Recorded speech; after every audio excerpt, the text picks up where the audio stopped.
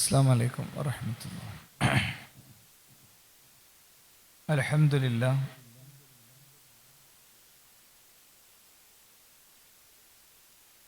نحمده ونستعينه ونستغفره ونتوكل عليه ونعوذ بالله من شرور أنفسنا ومن سيئات أعمالنا. من يهده الله فلا مضل له ومن يضلل فلا هادي له. وأشهد أن لا إله إلا الله وحده لا شريك له وأشهد أن محمدا عبده ورسوله. اللهم صل على محمد وعلى آل محمد كما صليت على إبراهيم وعلى آل إبراهيم. اللهم بارك على محمد وعلى آل محمد كما باركت على إبراهيم وعلى آل إبراهيم إنك حميد مجيد. أعوذ بالله من الشيطان الرجيم. بسم الله الرحمن الرحيم. واخفض لهما جناح الذل من الرحمة وقل رب ارحمهما كما ربياني صغيرا. ഏറ്റവും പ്രിയപ്പെട്ട സഹപ്രവർത്തകരെ, സഹോദരങ്ങളെ, അല്ലാഹു സുബ്ഹാനഹു വ തആല ഈ ഒരു ഒരുമിച്ച് കൂടലിനെ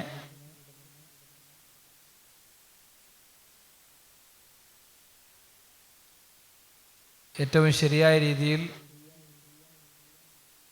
അതിൻ്റെ ഗുണഫലം ലഭിക്കാനും പാരത്രികമായി അതുകൊണ്ട് വലിയ ഉപകാരങ്ങൾ ഉണ്ടാകാനുമുള്ള തൗഫീഖ് നമുക്ക് ഏവർക്കും പ്രദാനം ചെയ്യുമാറാകട്ടെ. വളരെ സമയബന്ധിതമായി നേരത്തെ തന്നെ ആരംഭിച്ച ഈ സമ്മേളനം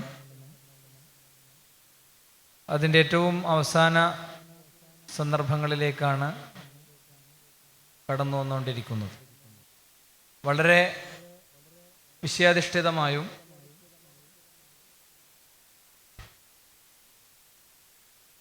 വൈജ്ഞാനികമായി നമുക്ക് വെളിച്ചം നൽകുന്ന കുറേ ക്ലാസ്സുകളാണ് അൽഹംദുലില്ലാഹ് ഇവിടെ കഴിഞ്ഞത്. ഏറ്റവും പ്രഗത്ഭരായ ആളുകൾ തന്നെ ഈ സമ്മേളനത്തിന് നമുക്ക് വേണ്ട മാർഗനിർദ്ദേശങ്ങൾ നൽകിയിട്ടുണ്ട്. പലരുടെയും അസാന്നിധ്യം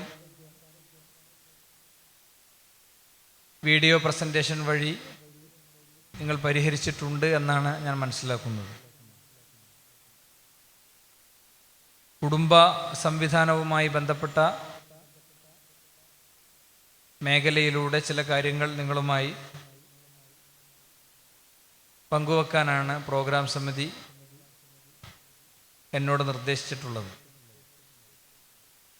നല്ല മകൻ, നല്ല ഭർത്താവ് എന്ന തലത്തിൽ നിന്നുകൊണ്ട് ചില കാര്യങ്ങൾ പങ്കുവെക്കാമെന്നാണ് വിചാരിക്കുന്നത്.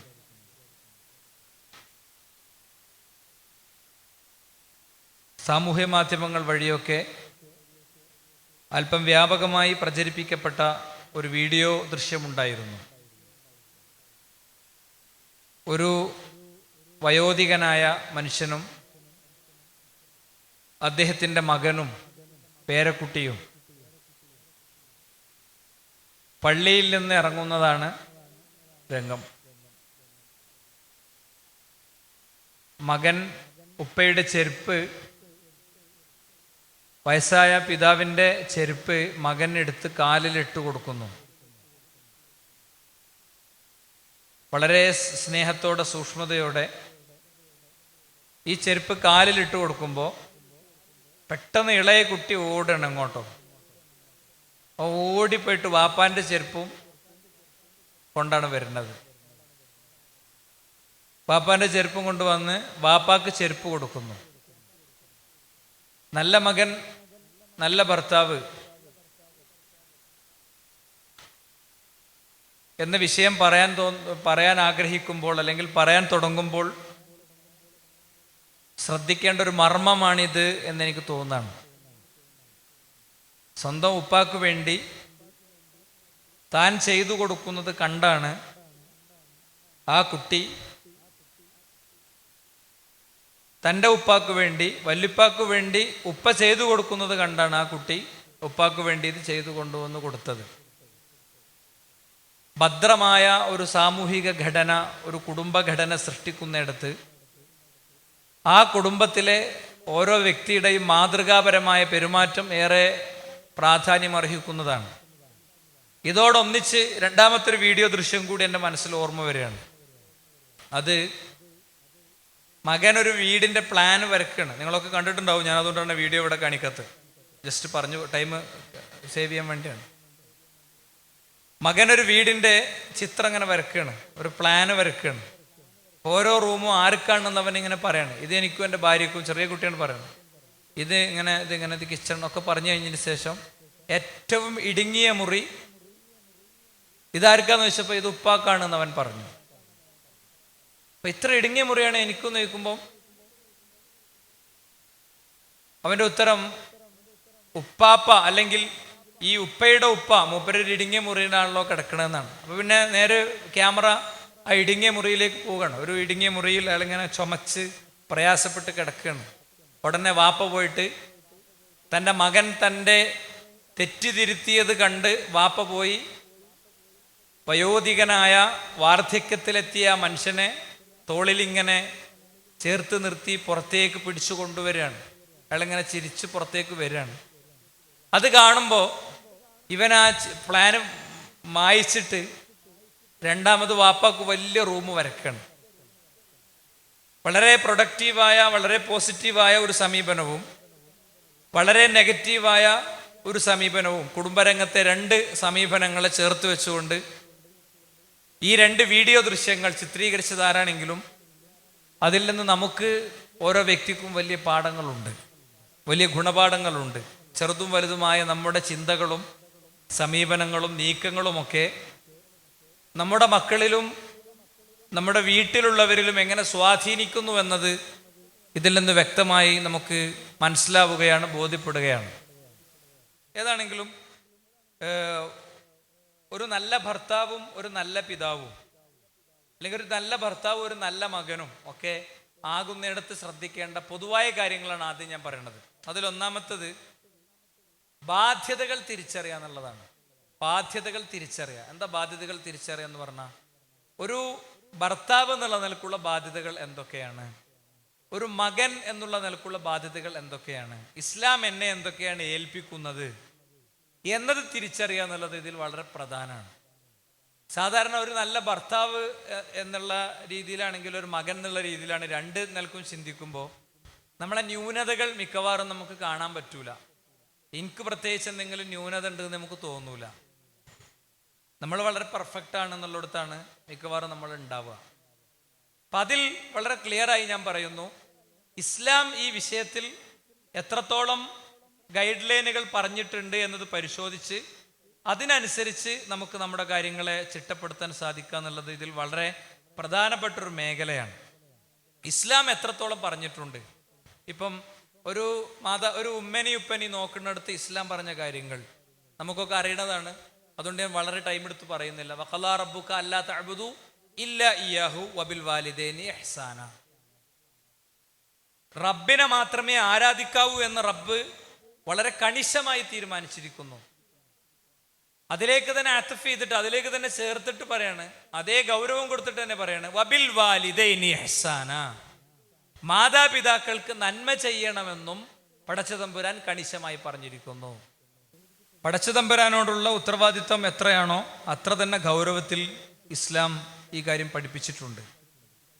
മാത്രമല്ല, നമുക്കൊക്കെ അറിയുന്നത് പോലെ എനിക്ക് ഏറ്റവും ബാധ്യത ആരോടാണ് എന്ന് ചോദിച്ചപ്പോൾ അല്ലാഹു സുബ്ഹാനഹു വ തആല നിന്റെ ഉമ്മയോടാണ് എന്ന് 3 തവണ പറയുകയും ശേഷം ഉപ്പയോടാണ് എന്ന് ചോദിച്ച വ്യക്തിയെ പഠിപ്പിക്കുകയും ചെയ്തു. അതിൻ്റെ അപ്പുറം റളിമാൻ ഫുറജുലിൻ, ഒരാൾ മുഖം കുത്തി വീഴട്ടെ, അയാൾ നശിക്കട്ടെ എന്ന് ജിബ്രീൽ അലൈഹിസ്സലാം പ്രാർത്ഥിച്ച് പ്രവാചകൻ 3 തവണ ആമീൻ പറഞ്ഞപ്പോൾ ആ 3 തവണ പറഞ്ഞ ആമീനിൽ ഒരു ആമീൻ ജിബ്രീൽ അലൈഹിസ്സലാമയുടെ പ്രാർത്ഥനയായിരുന്നു. 3 പ്രാർത്ഥനയായിരുന്നു.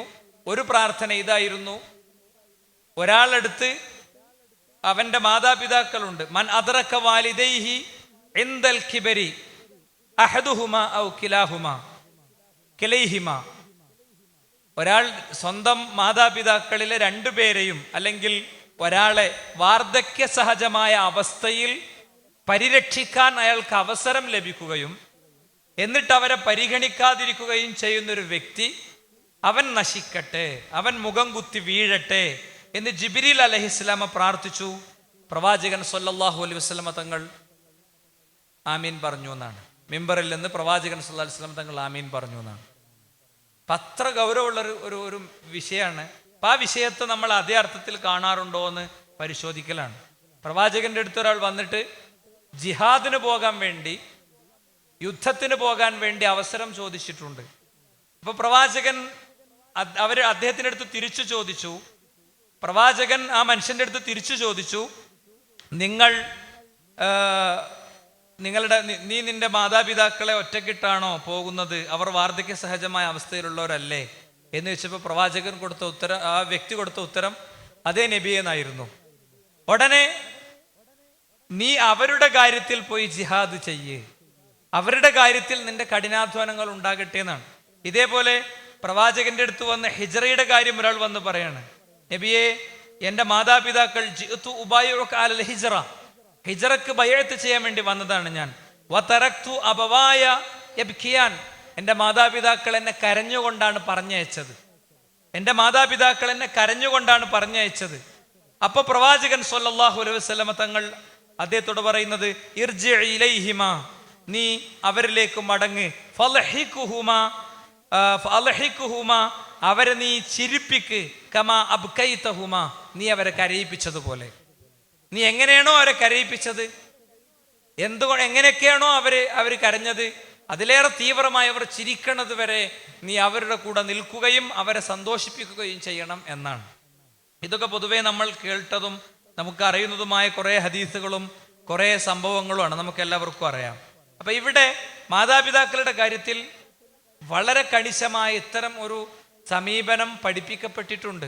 ജയിലിൽ വെച്ച് ഉപ്പാക്ക് വെള്ളം കൊടുക്കാതിരുന്നപ്പോൾ, ഉപ്പ ചൂടുള്ള വെള്ളത്തിലാണ് സാധാരണ ഒളു എടുക്കാറുള്ളത്. അപ്പൊ ജയിലിലുള്ള ആള് ചൂടുള്ള വെള്ളം കൊടുക്കാതിരുന്നപ്പോൾ അവിടെ കത്തിക്കൊണ്ടിരുന്ന ചിമ്മിണി വിളക്കിന്റെ താഴെ മുകളിൽ പാത്രം കൊണ്ടുപോയി വെച്ച് അത് ചൂടാക്കിയെടുത്ത് ഉപ്പാക്ക് വെള്ളം കൊടുക്കുന്ന മോനെ നമുക്ക് ജയിലിൽ കാണാൻ പറ്റും.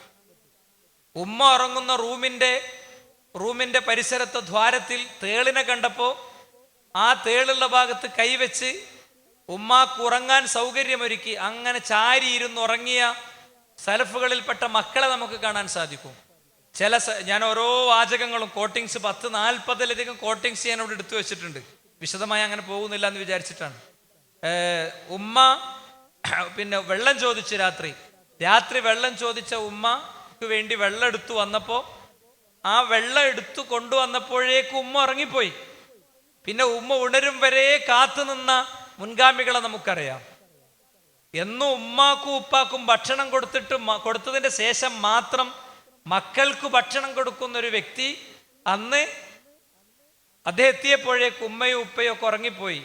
ഉമ്മയും ഉപ്പയും ഉണർന്ന് അവർക്ക് ഭക്ഷണം കൊടുക്കുന്നത് വരെ മക്കൾക്ക് ഭക്ഷണം കൊടുക്കാതെ അവരെ താരാട്ടുപാട്ട് പാടി ഉറക്കിയ മക്കളെ നമുക്കറിയാം. അത് അവരുടെ ഗുഹകളിൽ അകപ്പെട്ടപ്പോൾ അതിൽ നിന്ന് മോചനത്തിന് വേണ്ടി പ്രാർത്ഥിച്ച സംഭവങ്ങൾ നമുക്കറിയാം. മഹാരഥനായ ഒരു മുഹദ്ദിസ് അദ്ദേഹം ഇങ്ങനെ ക്ലാസ് എടുത്തുകൊണ്ടിരിക്കുമ്പോൾ പെട്ടെന്ന് ഉമ്മ വിളിച്ചാൽ, മോനെ നീ വാ, നീ എന്താ പറയാ വീട്ടിലെ വളർത്തുമൃഗങ്ങൾക്ക് ഭക്ഷണം കൊടുക്കുമെന്ന് പറഞ്ഞാൽ അദ്ദേഹം ക്ലാസ്സിലുള്ള ശിഷ്യന്മാരവിടെ നിർത്തിയിട്ട് അത് ഒഴിവാക്കിയിട്ട് അവരോട് അനുവാദം ചോദിച്ചിട്ട് നേരെ ഉമ്മ പറഞ്ഞ പണിക്ക് പോയിരുന്നു എന്ന് മുൻഗാമികൾ എഴുതി വെച്ചത് നമുക്ക് കാണാൻ സാധിക്കും. ഉമ്മയും ഞാനും ഭക്ഷണം കഴിക്കാനിരുന്നാൽ ഉമ്മ ഭക്ഷണം കഴിച്ച് കഴിഞ്ഞതിൻ്റെ ശേഷം മാത്രമേ ഞാൻ ഭക്ഷണം കഴിക്കാറുള്ളൂ. കാരണം ഉമ്മ എടുക്കാൻ ആഗ്രഹിച്ച ഭക്ഷണ വസ്തു ഉമ്മക്കും മുമ്പ് ഞാൻ എടുത്താലോ എന്ന് ചിന്തിച്ച് ഉമ്മ ഭക്ഷണം കഴിച്ച് കഴിഞ്ഞതിന് ശേഷം മാത്രം ഭക്ഷണം കഴിക്കുകയും അതുവരെ അവർക്ക് വേണ്ട പരിരക്ഷകൾ കൊടുക്കുകയും ചെയ്ത ആളുകളെ നമുക്ക് കാണാൻ സാധിക്കും.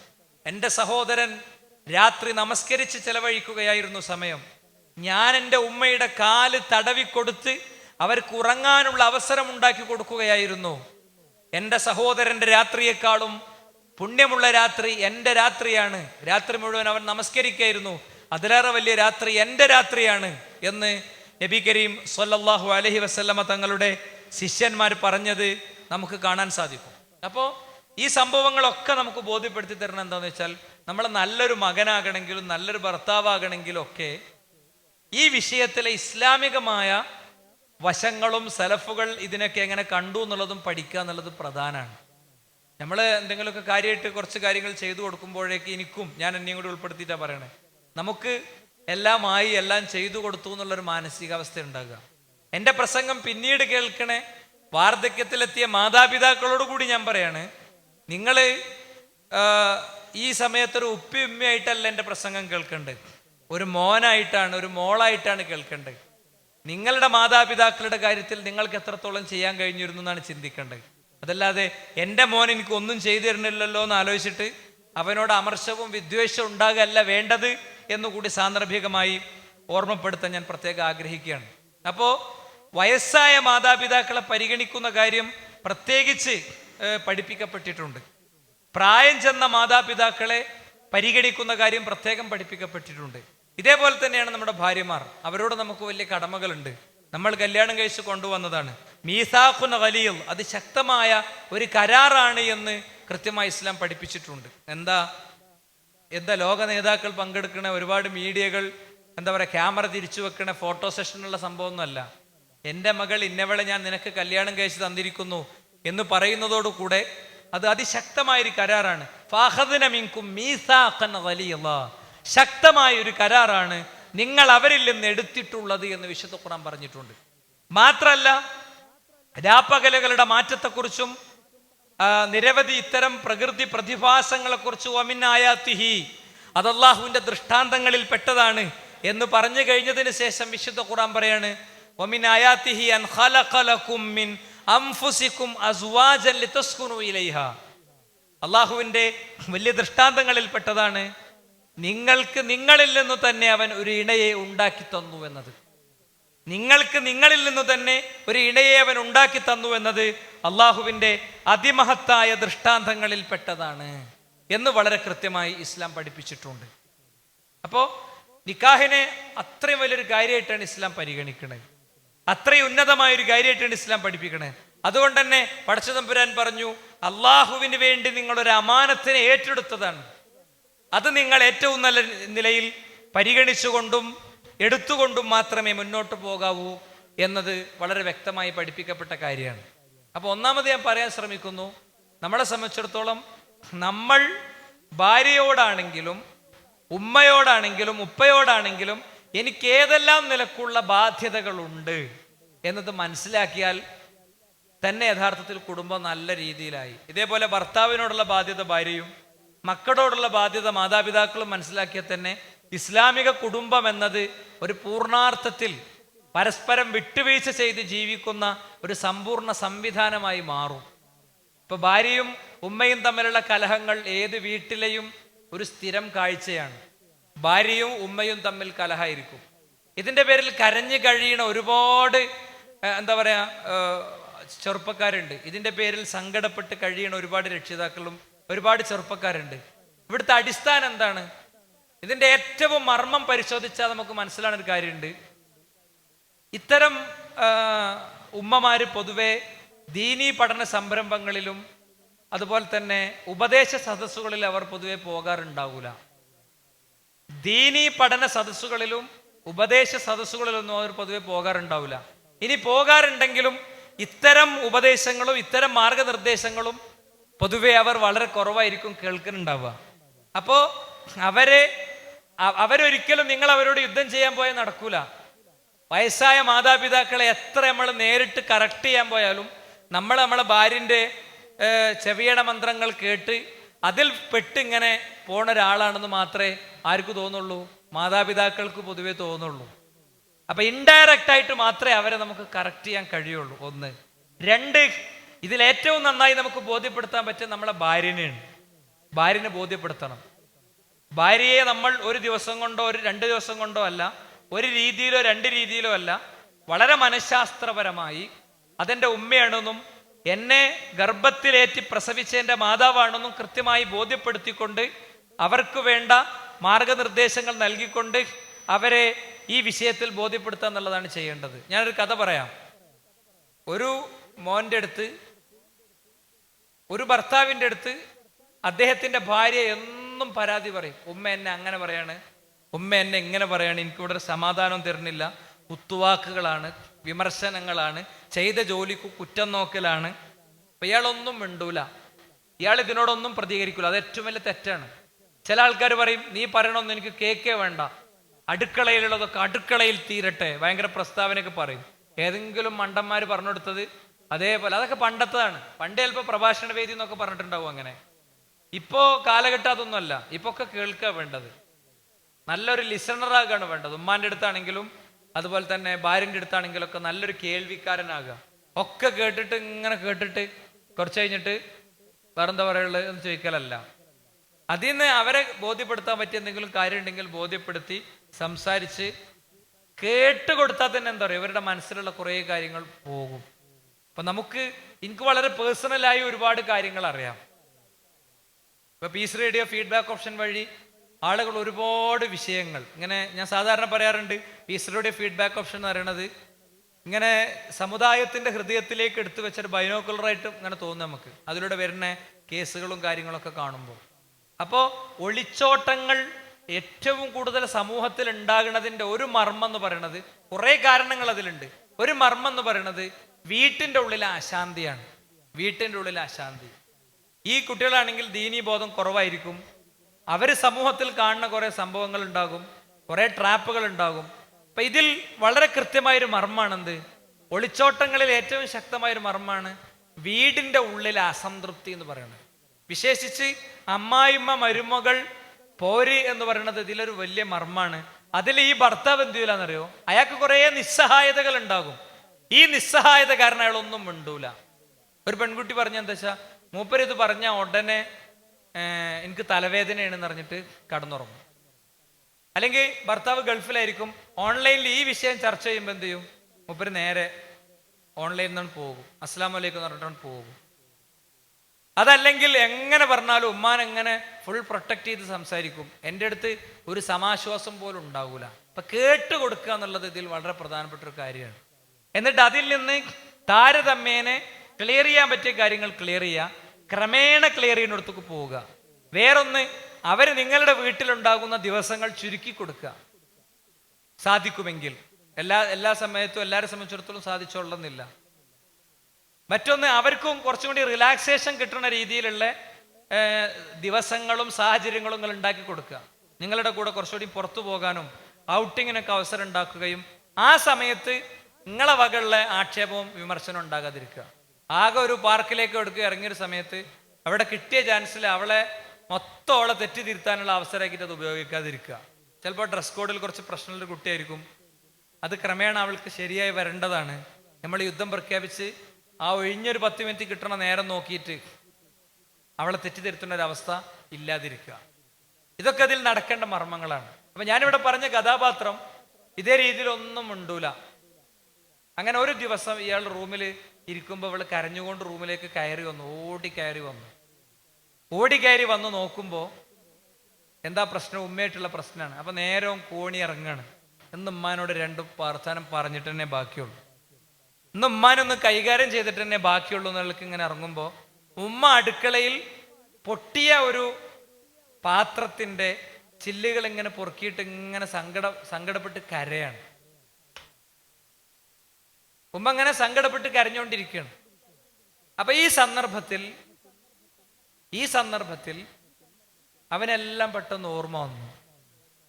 വാപ്പന്റെ ഏറ്റവും അവസാനത്തെ യാത്രയിൽ ഉമ്മാക്ക് കൊണ്ടുവന്ന സമ്മാനമായിരുന്നു അത്. പെട്ടി തുറന്നപ്പോൾ എല്ലാവർക്കും ഓരോന്ന് എടുത്തു കൊടുത്തു.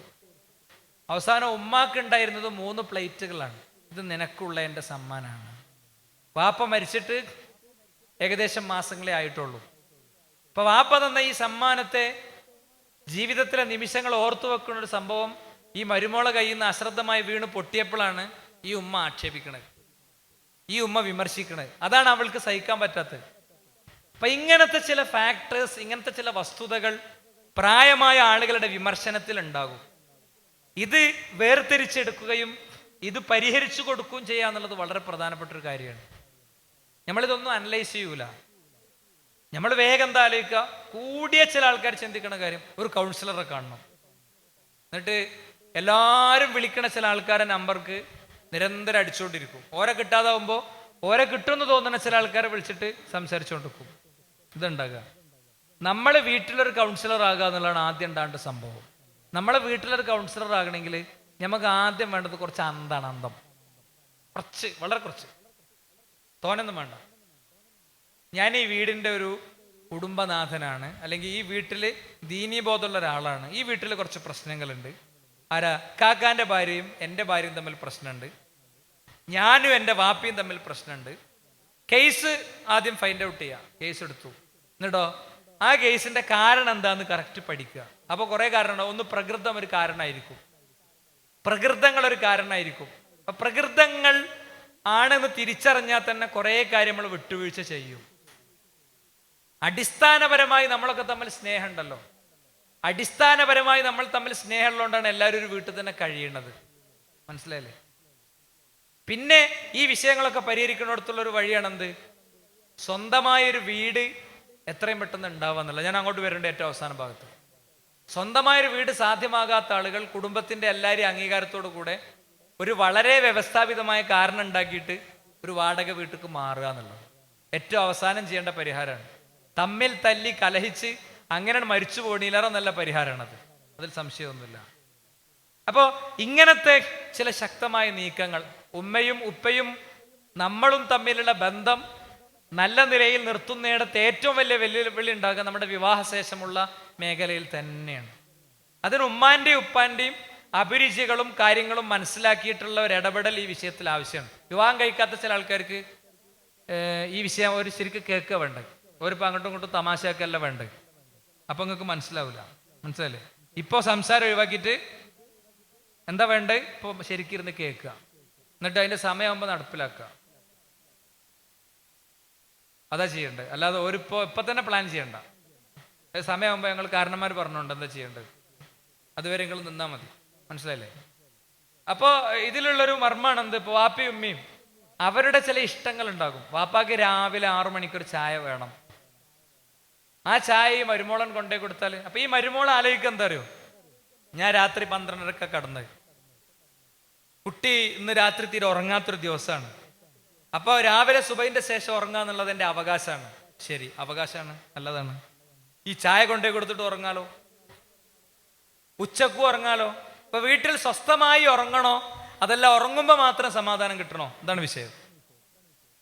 സ്വസ്ഥമായി ഉറങ്ങണോ, ഉറങ്ങുമ്പോൾ മാത്രം സമാധാനം കിട്ടണോ? ഇതൊരു അടിസ്ഥാനപരമായ പോയിന്റാണ്. ഇതേപോലെ ഈ മാതാവിന് അവരുടെ കുടുംബവും കാര്യമൊക്കെ വളരെ പ്രധാനപ്പെട്ടതായിരിക്കും. ആ കുടുംബത്തിലെ അംഗങ്ങളെ പരിഗണിക്കലും ഒക്കെ, അവരുടെ രോഗസന്ദർശനങ്ങളും അവരുടെ വിഷയങ്ങൾ ശ്രദ്ധിക്കലും ഒക്കെ ഒരു മർമ്മാണ്. അപ്പം ഇത് കുറച്ചും കൂടിയും ബോധപൂർവം ചിന്തിച്ചാൽ നമുക്ക് ഓരോരുത്തർക്കും ഇത്തരം മേഖലകളിൽ നല്ല പരിഹാരങ്ങൾ ഉണ്ടാക്കിയെടുക്കാൻ സാധിക്കും. മാതാപിതാക്കളെ സ്നേഹിക്കുന്നതിൻ്റെയും സേവിക്കുന്നതിൻ്റെയും ബിർറുൽ വാലിദിൻ്റെയും ഗുണത്തിലും ഉപകാരത്തിലും അത് പെടുകയും ചെയ്യും. ഇനി മറ്റൊരു മേഖല എന്ന് പറയുന്നത്, ഈ വിഷയത്തിൽ ഒരുപാട് കാര്യങ്ങൾ ഒഴിവാക്കി ഞാൻ വളരെ ഫാസ്റ്റായി തീർക്കുക എന്നുള്ള ഒരു മാനസികാവസ്ഥയിലാണുള്ളത്. അതുകൊണ്ട് ഏറ്റവും മർമ്മത്തിലേക്ക് പോവുകയാണെങ്കിൽ, കുടുംബജീവിതം ഏറ്റവും ക്ലിയർ ആകാൻ, വ്യവസ്ഥാപിതാകാൻ, ഭാര്യയും നമ്മളും തമ്മിലുള്ള ബന്ധം ഏറ്റവും ക്ലിയർ ആകാൻ വേണ്ട വിഷയങ്ങൾ എന്തൊക്കെയാണ്? അതിൽ ഏറ്റവും ഒന്നാമത്തെ കാര്യം എന്താ വെച്ചാൽ, ഉമ്മയാണെങ്കിലും ഭാര്യയാണെങ്കിലും നാട്ടുകാരാണെങ്കിലും ആരോടാണെങ്കിലും ഏറ്റവും നല്ല ബന്ധം ഉണ്ടാക്കി തരാൻ പറ്റിയ പടച്ചോനാണ്. നമ്മൾ ജോലി ചെയ്യുന്ന സ്ഥലമാണെങ്കിലും അവിടെ നല്ല ബന്ധം, നമ്മളെ പറ്റി നല്ലത് മാത്രം പറയണ അവസ്ഥ അതുണ്ടാകണമെങ്കിൽ പടച്ചോൻ ഹൃദയങ്ങളെ ചേർക്കണം. നിങ്ങൾ ഉഹദ് മലയോളം ചെലവിട്ടാലും നിങ്ങൾക്ക് ഹൃദയങ്ങളെ ബന്ധിപ്പിക്കാൻ കഴിയുകയില്ല എന്ന് വളരെ കൃത്യമായി പ്രമാണങ്ങൾ പഠിപ്പിച്ചിട്ടുണ്ട്. കോടികൾ കൊടുത്താലും 2 മനസ്സുകൾ ഒന്നിപ്പിക്കാൻ പറ്റൂല. മനസ്സുകൾ ഒന്നിപ്പിക്കേണ്ടത് ആരാണ്? പടച്ചോനാണ്. അപ്പൊ അവിടെ വേണ്ടത് എന്താ വെച്ചാൽ ആത്മാർത്ഥമായ പ്രാർത്ഥനയാണ്. പലപ്പോഴും നമുക്ക് ഇല്ലാതെ പോകുന്നതും അത് തന്നെയാണ്. മാതാപിതാക്കളായിട്ടും ജ്യേഷ്ഠാനിയന്മാരായിട്ടും ബാക്കിയുള്ളവരായിട്ടൊക്കെയുള്ളൊരു വളരെ ആത്മബന്ധം ഇല്ലാത്തതിൻ്റെ ഒരു മർമ്മം എന്ന് പറയണത് നമ്മൾ അങ്ങനത്തെ ഒരു കാര്യം പടച്ചവനോട് പറയലില്ല. ഇപ്പൊ മാർച്ച് മാസത്തിൽ പരീക്ഷയ്ക്ക് എഴുതിയിരിക്കുന്ന കുട്ടികൾ നല്ലോണം പ്രാർത്ഥിക്കും അല്ലേ, നല്ലോണം പ്രാർത്ഥിക്കും. പള്ളിയിലൊക്കെ കാണാം കുട്ടികളെ. മാർച്ച് ഒരു ഫെബ്രുവരി കഴിഞ്ഞാൽ പിന്നെ കുട്ടികളൊക്കെ സജീവമായിട്ട് പള്ളിയിൽ കാണാം. ഓലെ ഇങ്ങനെ ഇരുന്നിട്ട് കുറുകുറു ഇങ്ങനെ പടച്ചവനോട് പറയണത് കാണാം. ഈ ജനുവരിയിൽ ഉണ്ടായിരുന്ന ചങ്ങായി തന്നെയാണ് ഇപ്പൊ ഈ ഫെബ്രുവരിയിലും മാർച്ചിലൊക്കെ ഇങ്ങനെ ചെയ്യണത്. അല്ലെങ്കിൽ നമ്മളെ ഏറ്റവും പ്രിയപ്പെട്ട ഒരാള് ICUവിലാണ്, അഡ്മിറ്റാണ്, അപകടത്തിൽപ്പെട്ടിരിക്കുകയാണ്. അപ്പൊ നമുക്ക് ഭയങ്കര പ്രാർത്ഥന ഉണ്ടാകും. ഈ ഒരു പ്രാർത്ഥനാ മനസ്സ് നമ്മുടെ ജീവിതത്തിലെ ഏറ്റവും വലിയ വേദനകളിൽ പലപ്പോഴും നമുക്ക് ഉണ്ടാകുന്നില്ല എന്നുള്ളതാണ്. ഷേഖ് അൽബാനിന്റെ ഒരു ശിഷ്യനുണ്ട്. അദ്ദേഹം പറയാണ്, ഒരു ദിവസം ഞാനിങ്ങനെ ഹറമിലൂടെ നടക്കുമ്പോൾ ഒരാളുണ്ടിരുന്ന് ഇങ്ങനെ പ്രാർത്ഥിക്കുന്നുണ്ട്. ഒരു യമനി ഇങ്ങനെ ഇരുന്ന് പ്രാർത്ഥിക്കുന്നുണ്ട്, പെരും പ്രാർത്ഥന. അപ്പൊ അയാളെ ദുആ കണ്ടപ്പോൾ എനിക്ക് തോന്നി, അയാളോട് ഇപ്പൊ ഞാനൊരു പ്രാർത്ഥന കൊണ്ട് വസിയത്ത് ചെയ്ത് അയാൾ പ്രാർത്ഥിച്ച എൻ്റെ ഒരുപാട് കാര്യം നല്ലൽക്ക് നടന്നു പോകും. മഹാപണ്ഡിതനാണ് ഇദ്ദേഹം. മൂപ്പരിങ്ങനെ വെയിറ്റ് ചെയ്തോ, കുറേ നേരം വെയിറ്റ് ചെയ്തു. ഇയാൾ മൈൻഡ് ചെയ്യണില്ല, ഇയാൾ പ്രാർത്ഥിക്കാനാണ് പഠിച്ചോളൂ. അപ്പൊ ഇയാൾ പറയണത് എന്തോ ഇങ്ങനെ കേട്ടിട്ട് ഷേഖിനോട് സംശയമായിട്ട് ഷേഖ് അയാളെങ്ങനെ തട്ടി ഉണർത്തിയിട്ട് ചോദിച്ചു, നിങ്ങൾക്ക് എന്താ വേണ്ടു, ഞാൻ തരാം. അയാൾ ഇങ്ങനെ നോക്കി, മുഖത്തേക്ക് ഇങ്ങനെ നോക്കിയിട്ട് പിന്നെയും പ്രാർത്ഥിച്ചു. കുറച്ച് കഴിഞ്ഞപ്പോ വേറൊരു അറബി വന്നിട്ട് ഇയാളെ മടിയിലേക്ക് കുറേ റിയാലിട്ട് കൊടുത്തു. കണ്ടമാനം പൈസ ഇയാളെ മടിയിലിട്ട് കൊടുത്തിട്ട് അയാളോട് പോയി. അപ്പൊ അയാൾ പ്രാർത്ഥനയൊക്കെ നിർത്തിയിട്ട് ഷേഖിനോട് പറഞ്ഞു, ഞാൻ എന്താ ചോദിച്ചിരുന്നത്, ഞാൻ പഠിച്ചവനോട് ചോദിച്ചിരുന്നത് ഇതാണ്. ഞാൻ യമനിന്ന് വരിക, അള്ളാന്റെ ഭവനത്തിൽ ഞാൻ ഇവിടെ നിന്ന് സത്യം പറഞ്ഞാലും ചിലപ്പോ ഇവിടെ വന്ന മുഅ്തമിരീങ്ങൾ, ഉംറക്ക് വന്ന ആൾക്കാർ ചിലപ്പോൾ സമ്മതിക്കൂല. എൻ്റെ കയ്യിൽ നിന്ന് യാത്രാരേഖകൾ പോയി, എൻ്റെ കയ്യിലുള്ള സമ്പത്ത് പോയി, ഒക്കെ പോയി. എനിക്ക് യമനിക്ക് തിരിച്ചു പോകണം. ഞാനിവിടെ വന്ന് ചോദിച്ചാൽ ഇവിടെ യാചിക്കാൻ നിൽക്കുന്ന ആൾക്കാരെ കൂട്ടത്തിൽ എന്നെ മുഅ്തമിരീങ്ങൾ പരിഗണിക്കും. അപ്പൊ ഞാൻ പഠിച്ചവനോട് പറഞ്ഞു, പഠിച്ചോനെ ഞാനൊരു മനുഷ്യനോടും ചോദിക്കൂല, മനുഷ്യന്മാരോട് ചോദിക്കാവുന്ന കാര്യം ഞാൻ ചോദിക്കൂല, ഞാൻ നിന്നോടേ ചോദിക്കുള്ളൂ. നീ ഉത്തരം തരുന്നതുവരെ ഞാൻ ചോദിച്ചുകൊണ്ടേയിരിക്കും. നീ ഉത്തരം തരാന്ന് നിന്റെ കിതാബിൽ പറഞ്ഞ വാക്കാ, ആ വാക്കിൽ എനിക്ക് വിശ്വാസമുണ്ട്. അതുകൊണ്ടാണ് നിങ്ങൾ ചോദിച്ചപ്പോൾ ഞാൻ പറയാതിരുന്നത്. ഇതിപ്പോ എനിക്ക് ഇഷ്ടം പോലെ പൈസയായി, മടങ്ങാനുള്ള പൈസയായി, നാട്ടിൽ പോയിട്ട് ജീവിക്കാനുള്ള പൈസയായി, ഒക്കെയായി, എല്ലാതും എനിക്ക് കിട്ടി. എന്താ എനിക്ക് ബേജാറ്? ഒരു ബേജാറും. അപ്പൊ അത് ചോദിച്ചാ പടച്ചോൻ തരും, ചോദിച്ചാ പടച്ച റബ്ബ് തരും സുഹൃത്തുക്കളെ, ഒരു സംശയമല്ല. അത് നമ്മൾ ചോദിക്കുന്നില്ല. പടച്ചോനോട് എൻ്റെ കുടുംബ ബന്ധത്തെ ശരിയാക്കി തരണേ, എൻ്റെ വൈവാഹിക ജീവിതത്തെ ശരിയാക്കി തരണേ ഒക്കെ. എന്നാലും ഇപ്പൊ ഞാനൊരു സഹപ്രവർത്തകന്റെ കൂടെ ഒരു മരണ വീട് സന്ദർശിച്ചു. അപ്പൊ അദ്ദേഹം എങ്ങനെ പറയാം, അദ്ദേഹത്തിന്റെ ഭാര്യ അദ്ദേഹത്തെ തല്ലും നുള്ളും. ഉംറക്ക് പോയിട്ട് അവിടുന്ന് ഒരു സാധനം എടുത്തിട്ട് എറിഞ്ഞ് നെറ്റിക്കെറിഞ്ഞ കഥയൊക്കെ പറഞ്ഞു മൂപ്പര്. എന്നിട്ടും ക്ഷമാപൂർവം അയാൾ കൊണ്ടെടുക്കുകയാണ്. നമുക്കൊക്കെ ചില ആൾക്കാർക്കൊക്കെ ഉള്ള പാടാണത്. നമ്മളാണെങ്കിൽ എന്തേക്കാരും ചെയ്തിട്ടുണ്ടാകുക. ഞാൻ തന്നെ ഒരു വേള അദ്ദേഹത്തോട് ഇങ്ങനെ പറയാനൊരുങ്ങി, എന്തിനാ മോനെ റിസ്ക് എടുക്കണ, പെരയ്ക്ക് ഉണ്ടാക്കിക്കളാം. പിന്നെ ഞാൻ അങ്ങനെ ആലോചിച്ച്, ഇത്രയും ക്ഷമ പാലിക്കുന്ന ഒരാളോട് കൂടുതൽ ക്ഷമിക്കാനും അവിടെ കൂടെ നിർത്തിയിട്ട് നേരാക്കാനുള്ള കാര്യമാണല്ലോ പഠിപ്പിച്ചു കൊടുക്കണ്ടേ. നിങ്ങൾ ആലോചിച്ച് നോക്ക്. അപ്പൊ മൂപ്പരെന്താ വെച്ചാൽ പ്രാർത്ഥിക്കുന്നുണ്ട് പഠിച്ചവനോട്. മൂപ്പരാകളുടെ പ്രതീക്ഷ അതാണ്, പഠിച്ചവനോടെല്ലാം പ്രാർത്ഥിക്കുന്നുണ്ട്, ഓള് നേരായി വരും. അള്ളാഹു ആ ചെറുപ്പക്കാരൻ്റെ കുടുംബജീവിതത്തെ ഖൈറുലും ബർക്കത്തിലും ആക്കി കൊടുക്കുമാറാകട്ടെ. ആ പെൺകുട്ടിക്ക് അള്ളാഹു മനപരിവർത്തനം ഉണ്ടാക്കി കൊടുക്കുമാറാകട്ടെ. ഒന്നതാണ്, അള്ളാഹുവോട് മനസ്സ് തുറന്ന ദുആ നീ സ്വീകരിക്കുന്നവനാണ് പഠിച്ചോനെ. നീ കടലിനെ പിളർത്തി രക്ഷിച്ചവനാണ് പഠിച്ചോനെ ആൾക്കാരെ. നീ പാറമെന്ന് ഒട്ടകത്തെ ഉണ്ടാക്കിയവനാണ് പഠിച്ചോനെ. അതുകൊണ്ട് എൻ്റെ സങ്കടം എന്നെക്കാളും നന്നായി എൻ്റെ വീട്ടിൻ്റെ ഉള്ളിൽ നീ കാണുന്നുണ്ട് എന്ന ആ ഒരു ബോധത്തോടു കൂടെ അള്ളാഹുവിനോട് മാത്രം പറയാം. പക്ഷേ കയ്യിൽ മേലസ്, അരിയില് കയറ്, അട്ടത്ത് തൂക്കിയിടണ മറ്റേ സാധനം, കയറിച്ചെല്ലിനോടത്ത് അസ്ഹാബുൽ ബദരീങ്ങളെ പേര്, അടുപ്പിന്റെ ഉള്ളിൽ തകിട്, വീട്ടിന്റെ ഒരു മൂലക്കെ മുട്ടമ്മ എഴുതിയത്, വീട്ടിന്റെ തെക്കേ മൂലക്കെ കലത്തിൽ കുഴിച്ചിട്ടത്, എന്നിട്ട് യാ റബ്ബി യാ റബ്ബി കിട്ടൂല. അല്ലെങ്കിൽ ഹറാമായ സമ്പാദ്യം, പല പേരും പറഞ്ഞിട്ട് ഹറാമായ സമ്പാദ്യം കിട്ടൂല. രണ്ടാമത്തെ ഒരു പോയിന്റ് എന്താ അറിയോ? രണ്ടാമത്തെ ഒരു പോയിന്റ് നമ്മുടെ വീക്ഷണങ്ങളെ പ്രമാണങ്ങളോട് ചേർത്ത് വെക്കുക എന്നുള്ളതാണ്. ഇപ്പം ചില ആളുകൾക്ക് കല്യാണമൊക്കെ കഴിഞ്ഞതിന്റെ ശേഷം തോന്നും, എൻ്റെ ഭാര്യ തീരെ സുന്ദരിയല്ല, എൻ്റെ ഭാര്യ തീരെ സുന്ദരിയല്ല. പീസ് റേഡിയോയിലേക്ക് ഒരു പെൺകുട്ടി എഴുതി, ഞാൻ എൻ്റെ ഇക്കൻ്റെ കയ്യമ്മ പോയി ഒന്ന് കടന്നാൽ തട്ടി മാറ്റും മൂപ്പര്. ഇപ്പം റേഡിയോയിലെ ചർച്ചയിൽ പറഞ്ഞിരുന്നു ഭർത്താവിന് വേണ്ടി അണിഞ്ഞൊരുങ്ങി ചെല്ലണം. ഞാൻ അണിഞ്ഞൊരുങ്ങി ചെല്ലുമ്പോൾ മൂപ്പര് ആർക്കും വേണ്ടി ഇപ്പോൾ ഇതൊക്കെ ചെയ്യണേ എന്ന് ചോദിക്കും. എന്നിട്ട് എന്നെ പരിഹസിച്ച് ചിരിക്കും. അത് എനിക്കും ഒക്കെ ചിലപ്പോൾ ചെറിയൊരു ചിരിയാണ് വരിക. പക്ഷേ തൻ്റെ ഭർത്താവിൻ്റെ ഇഷ്ടം സമ്പാദിക്കാനും അദ്ദേഹത്തിൻ്റെ കൂടെ ജീവിക്കാനും ഈ ആയുഷ്കാലത്തിൽ എൻ്റെ വീട്ടുമുറ്റത്ത് നിന്ന് എന്നെ ഏറ്റെടുത്തു വന്ന പുരുഷന്റെ ഇഷ്ടം സമ്പാദിക്കാനും വേണ്ടി കണ്ണിൽ സുറുമയിട്ട് മുഖത്ത് വൈറ്റ് പൗഡർ ഇട്ട് തൻ്റെ ശരീരത്തിലെ ഭാഗങ്ങൾ പ്രകടമാക്കി വരുന്ന ഒരു പെൺകുട്ടിയോട് ഈ വാക്ക് പറയുന്ന ആളുണ്ടല്ലോ, അയാൾ ചെയ്യുന്നത് ഒരു കത്തിയെടുത്ത ആ പെണ്ണിന്റെ നെഞ്ചത്ത് കയറ്റുന്നതിലേറെ വലിയ അക്രമമാണ്. സഹോദര, അവളെ നിങ്ങൾ കാണാൻ ചെന്നപ്പോൾ നിങ്ങളെ കണ്ണാരും കെട്ടിയിട്ടില്ലല്ലോ, ഇല്ലല്ലോ. നിങ്ങൾ വാക്കുകൊടുത്ത് മീസാഖുൽ ഖലീൽ ശക്തമായ കരാറിൽ ഏറ്റെടുത്തൊരു പെണ്ണാണ്. ആ പെണ്ണിനെ വിട്ടിട്ട് നിങ്ങൾ വർണ്ണഭംഗിയുള്ള നല്ല മിഴികളുള്ള നല്ല മുഖമുള്ളൊരു പെണ്ണിനെയും തേടി പോയാലേ കുടുംബജീവിതം എന്ന് പറയുന്നത് തൊലി നിറത്തുമ്മ അല്ല എന്ന് നിങ്ങൾക്ക് അപ്പോഴായിരിക്കും ബോധ്യപ്പെടുക. നിങ്ങളെ ഭാര്യ തന്ന സ്നേഹത്തിന്റെ വില അപ്പോഴായിരിക്കും മനസ്സിലാകുക. പക്ഷേ അപ്പോഴേക്കൊക്കെ വൈകിപ്പോയിട്ടുണ്ടാകും. നല്ല ഓർത്തോളി. ഇങ്ങനത്തെ ചിന്തയൊക്കെ മനസ്സിൽ കൊണ്ടെടുക്കുന്ന ആൾക്കാർ യൂട്യൂബ് പോയിട്ട് എല്ലാ വൃത്തിയോടും കാണും, സർവ്വ വൃത്തിയോടും. എന്നിട്ട് സെർച്ച് ഹിസ്റ്ററി ഡിലീറ്റ് ചെയ്യും. നമ്മളെ സെർച്ച് ഹിസ്റ്ററി ഡിലീറ്റ് ആകും. പക്ഷേ ചെയ്തത് മുഴുവൻ ഹാജരാക്കണ പരലോകത്തെ എല്ലാ സെർച്ച് ഹിസ്റ്ററി ഉണ്ടാകും. മനസ്സിലായില്ലേ? അതായത് നമ്മളിങ്ങനത്തെ ഈ വേണ്ടാത്തരങ്ങൾ കാണുമ്പോൾ നമ്മളെ തലച്ചോറ് പെണ്ണ് എന്നുള്ളതിനൊരു ഫ്രെയിം കൊടുക്കും, സൗന്ദര്യം എന്നുള്ളതിനൊരു ഫ്രെയിം കൊടുക്കും. തലച്ചോറ് പഠിക്കണത് എങ്ങനെയാണ്? കാഴ്ച കൊണ്ടാണ്. ഇപ്പൊ പോൺ വീഡിയോ കാണുന്ന ആളുകളെ സംബന്ധിച്ചിടത്തോളം അവർക്ക് അവരുടെ ലൈംഗിക ജീവിതത്തിൽ സുഖം ഉണ്ടാവില്ല. ചില ആളുകൾക്ക് വിചാരിക്കും എനിക്ക് സുഖം കിട്ടുന്നുണ്ട്. നിങ്ങൾക്ക് കിട്ടുന്നതല്ല യഥാർത്ഥ സുഖം. പിന്നെ തൻ്റെ ഭാര്യയിൽ തൃപ്തി തോന്നൂല. ലക്ഷക്കണക്കിന് രൂപ വില വരുന്ന സൗന്ദര്യവർദ്ധക വസ്തുക്കൾ ഉപയോഗിച്ച് അലങ്കരിച്ച് ക്യാമറന്റെ മുമ്പിൽ റീക് ടേക്ക് ഒരുപാട് തവണ എടുത്ത വീഡിയോ ആണ് നിങ്ങൾ കാണുന്നത്. ആ വീഡിയോ ദൃശ്യത്തിൽ കാണുന്ന ഒരു പെണ്ണിന്റെ ശരീരത്തിന്റെ അഴക് പച്ചയായ മനുഷ്യ ശരീരത്തിന് കിട്ടില്ല. ആ പെണ്ണിന്റെ കൂടെ ശാരീരിക ബന്ധത്തിൽ ഏർപ്പെടുന്ന പോൺ വീഡിയോയിലെ ആണിന്റെ ശരീരഭംഗി നിങ്ങൾക്കില്ല. അപ്പൊ ഇത് മുഴുവൻ തലച്ചോറിൽ ഇങ്ങനെ നിറഞ്ഞു നിൽക്കുമ്പോഴാണ് പച്ചയായ ഒരു പെണ്ണിനെ തന്നെ മുന്നിലേക്ക് കിട്ടുക.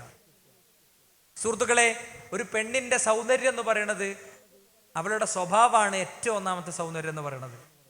അവളുടെ മനസ്സാണ് ഏറ്റവും വലിയ സൗന്ദര്യം എന്ന് പറയുന്നത്. അത് കല്യാണം കഴിച്ച് കുറച്ചു കാലം ജീവിച്ചാലേ മനസ്സിലാവും. കല്യാണം കഴിക്കുന്നത് വരെ ഈ വിഷയത്തിലൊരു കാഴ്ചപ്പാടാണ് ഉണ്ടാകുക. കല്യാണം കഴിക്കുന്നത് വരെ ഒരു കാഴ്ചപ്പാടാണ് ഉണ്ടാകുക. കല്യാണം കഴിയുമ്പോൾ ആ കാഴ്ചപ്പാട് മാറും. അതുകൊണ്ടാണ് അള്ളാഹുവിന്റെ റസൂലിന്റെ ഹദീസിന്റെ അടിസ്ഥാനത്തിൽ തീരുമാനം എടുത്താൽ മതി എന്ന് പറയുന്നത്. നമ്മുടെ കണ്ണിനൊരു തൃപ്തി ഇല്ലാത്തൊരു പെണ്ണിനെ അവൾ ഭയങ്കര ദീനിയാണെന്ന് വിചാരിച്ച് കൊണ്ടുവരണമെന്നല്ല ഞാൻ പറഞ്ഞതിൻ്റെ അർത്ഥം. നിങ്ങൾക്ക് നല്ല തഖ്വ ഉണ്ടെങ്കിൽ ചെയ്താൽ മതി. തഖ്വക്ക് ഈമാനിന് ഏറ്റക്കുറച്ചിൽ വരും. ഈമാനിന് ഏറ്റക്കുറച്ചിൽ വരുമ്പോൾ പിന്നീട് പ്രയാസങ്ങൾ ഉണ്ടാകും. അപ്പം അതുകൊണ്ട് നമ്മുടെ വീക്ഷണങ്ങൾ നമ്മൾ നല്ലോണം എന്ത് ചെയ്യണം? നമ്മളെ ഭാര്യയെ പറ്റി നമുക്ക് തോന്നുന്ന അതൃപ്തികളുടെ പോയിന്റ് ഫുൾ എടുക്കണം. എന്നിട്ട് താരതമ്യപ്പെടുത്തണം. നമ്മുടെ ഭർത്താവിനെ പറ്റി തോന്നണ സ്ത്രീകൾ ഭർത്താവിനെ പറ്റി തോന്നുന്ന പോയിന്റുകൾ എടുത്തിട്ട് നല്ലോണം തുലനം നടത്തണം. ഇപ്പൊ വീടുകളിൽ സാധാരണ അടി ഉണ്ടാകുക എന്തുമേ? സ്ഥിരം ചില കാര്യത്തിമേ അടി ഉണ്ടാകുക. അവിടെ ഒരു വാഷ് ബേസ് വെക്കണം, ഇപ്പുറത്തൊരു ഫാന് വെക്കണം, അടുക്കളൊന്ന് നീട്ടിയെടുക്കണം, മേലൊക്കെ ഒരു തട്ടെടുക്കണം. ഇങ്ങനെ കുറച്ച് കാര്യങ്ങളുണ്ടാവും. അല്ലെങ്കിൽ നിങ്ങൾ നേരം വൈകി വരികയാണ്, നിങ്ങൾ വന്നാൽ മൊബൈൽ ഫോണും വേണേ, ഇങ്ങനെയുള്ള കുറേ കാര്യങ്ങളുണ്ടാവും. ഈ കാര്യങ്ങൾ ഓരോന്നും എടുത്തിട്ട് ഇതിന്റെ ന്യായോ അന്യായോ നമ്മൾ പ്രമാണങ്ങളോട് ചേർത്ത് വെക്കണം. ഇപ്പോൾ ഒരു ഉദാഹരണം പറയാം. വീടിന്റെ മുകളിലേക്ക് ഒരു തട്ടും കൂടി എടുക്കണം. മോള് കല്യാണപ്രായം എത്തി നിൽക്കുകയാണ്. അപ്പൊ നമ്മൾ മറുപടി എന്താ? എൻ്റെ അടുത്ത് പൈസ അല്ല, ഞാൻ എന്താ ചെയ്യുന്നത്? എനിക്ക് എൻ്റെ അവസ്ഥ അറിയില്ലേ? നിങ്ങളെ അവസ്ഥ എനിക്ക് അറിയാം, പക്ഷെ കാര്യം നടക്കണ്ടേ? അപ്പൊ അവളെ ശബ്ദം ഉയർന്നിട്ടുണ്ടാവും. ചെയ്ത്ത അവിടെ വന്നിട്ട് പറയും ഓളിയും കൂട്ടും എന്നറിയും. അപ്പൊ നമ്മൾ ഓളിയും കൂട്ടും. നച്ചു നടത്തിക്കോ, എൻ്റെ വാപ്പാൻ്റെ അടുത്തുണ്ടല്ലോ. അപ്പൊ നേരെ ചെയ്ത്താപ്പുറത്ത് പോയിട്ട് പറയും കരേ വാപ്പാനെ പറ്റി പറഞ്ഞിട്ട് കരേ. അപ്പോൾ അല്ലെങ്കിലും കളഞ്ഞ വാപ്പാനെ പറ്റിയാണ് പറയാ. അവിടെ കരച്ചിലായി പറച്ചിലായി. 1920 വാപ്പാനെ പറഞ്ഞത് മുതൽക്ക് 1990 വാപ്പാനെ പറഞ്ഞത് വരെയുള്ളത് ഒഴിവെടുക്കും. അപ്പൊ ഇവിടുന്ന് തിരിച്ചും പറയും സാധനം എങ്ങനെ അപ്പുറത്ത് ഇവിടെ 2 ഭാഗത്ത് ചെയ്ത്താൻ എന്നിട്ട് ഇങ്ങനെ അടിച്ചിട്ട് അവസാനം എന്ത് ചെയ്യുന്നറിയോ? പിരിയാനുള്ള മനസ്സിലുണ്ടാക്കില്ലാത്തതുകൊണ്ട് എവിടെയെങ്കിലും ഒരിടത്ത് കറണ്ട് പോകും, അവിടെ നിൽക്കും. രണ്ടിലൊരാൾക്ക് കറണ്ട് പോകും, അപ്പോൾ വണ്ടി ഓഫാവും. ഇങ്ങനെ ഉണ്ടാകുക. നേരെ മറിച്ച് ഈ വിഷയം നിങ്ങളൊന്ന് ആലോചിച്ച് നോക്ക്. നമുക്ക് വീട് വേണമെങ്കിൽ മുകളിലേക്ക് എടുക്കാം, കുഴപ്പമൊന്നുമില്ല. പക്ഷേ ഇതിന് പൈസ വേണം. പൈസ നമ്മൾ കടം വാങ്ങാൻ വേണ്ടത്. ഏകദേശം ഒരു 7 ലക്ഷം രൂപയാവുന്നതാണ്. അപ്പം നമ്മളെന്ത് ചെയ്യുക, ഒരു എഞ്ചിനീയറൊക്കെ വിളിക്കുക, ഒരു കോൺട്രാക്ടറോടൊക്കെ ഒന്ന് ചോദിക്കുക, പൈസയൊക്കെ ആക്കുക. അപ്പം തന്നെ തീരുമാനമാവും ഇത്. നമ്മളെന്താ വെച്ചാൽ ചുണ്ടിൻ്റെ തലക്ക വെച്ച് തീരുമാനമാക്കാനെ നോക്കുമൊക്കെ. ഈ ചുണ്ടിൻ്റെ തലക്ക വെച്ചിട്ട് മൊത്തം വിഷയം തീരുമാനം. പെണ്ണുങ്ങൾ സാധുക്കളാണ്. നമ്മൾ കോൺട്രാക്ടറെ വിളിച്ചു നോക്കി എങ്ങനത്തൊക്കെ നോക്കുക, എന്താ എക്സ്പെൻസ് വരിക എന്നൊക്കെ ഒന്ന് ചോദിച്ചു വിട്ടാൽ അതോടെ തീരുമാനമാണ്. ഒന്നുമില്ല, ആകെ ഒരു 15 ലക്ഷം റുപ്യ വരുള്ളൂ എന്നറിനോട് കൂടെ, അല്ലേ? അപ്പം അതോടുകൂടെ തീരുമാനമാവും. ഞാൻ അതിന് തീരുമാനം ആയിട്ടില്ലെങ്കിൽ എന്താ, 15 ലക്ഷം റുപ്യ ചിലവ് വരും, നമുക്ക് കടം വാങ്ങേണ്ടി വരും. അപ്പം കടവുമായി ബന്ധപ്പെട്ട എല്ലാ ഹദീസും തെളിവൊക്കെ നമുക്ക് ആദ്യം ബോധ്യം വേണം. അപ്പോഴേ ഇത് പറയാൻ കഴിയുള്ളൂ. രക്തസാക്ഷിയാണ് കടക്കാരനായി മരിക്കണതെങ്കിൽ കടം വീടാതെ രക്തസാക്ഷിത്വത്തിന്റെ ഗുണം അയാൾ ആത്മാവിന് കിട്ടൂല എന്നാണ്. അത്ര വലിയ പ്രശ്നമാണ് കടം. നമ്മൾ ബിസിനസ്സൊക്കെ തുടങ്ങാൻ വേണ്ടി ഭയങ്കര കടമൊക്കെ എടുക്കും ചില ആൾക്കാർ. ഒരു 5 ലക്ഷം റുപ്യ കടം വാങ്ങണം. 5 ലക്ഷം നമ്മളടുത്ത് വിറ്റ് വീട്ടാൻ പറ്റാത്ത അപ്പുറം സംഖ്യ കടം വാങ്ങരുത്. വീട് വിറ്റാ തീരുന്ന പൈസയാണോ? ഒരു നിർവാഹം ഇല്ലെങ്കിൽ കടെടുക്കുക. എന്നാ നമ്മൾ പരലോകം കഴിച്ചിലാവും. കുടുംബം വൈക്കലായാലും പരലോകം കഴിച്ചിലാവും. കുടുംബം പിന്നോലെ എന്താ വെച്ചാൽ നോക്കി ചെയ്തോളൂ. മനസ്സിലായില്ലേ?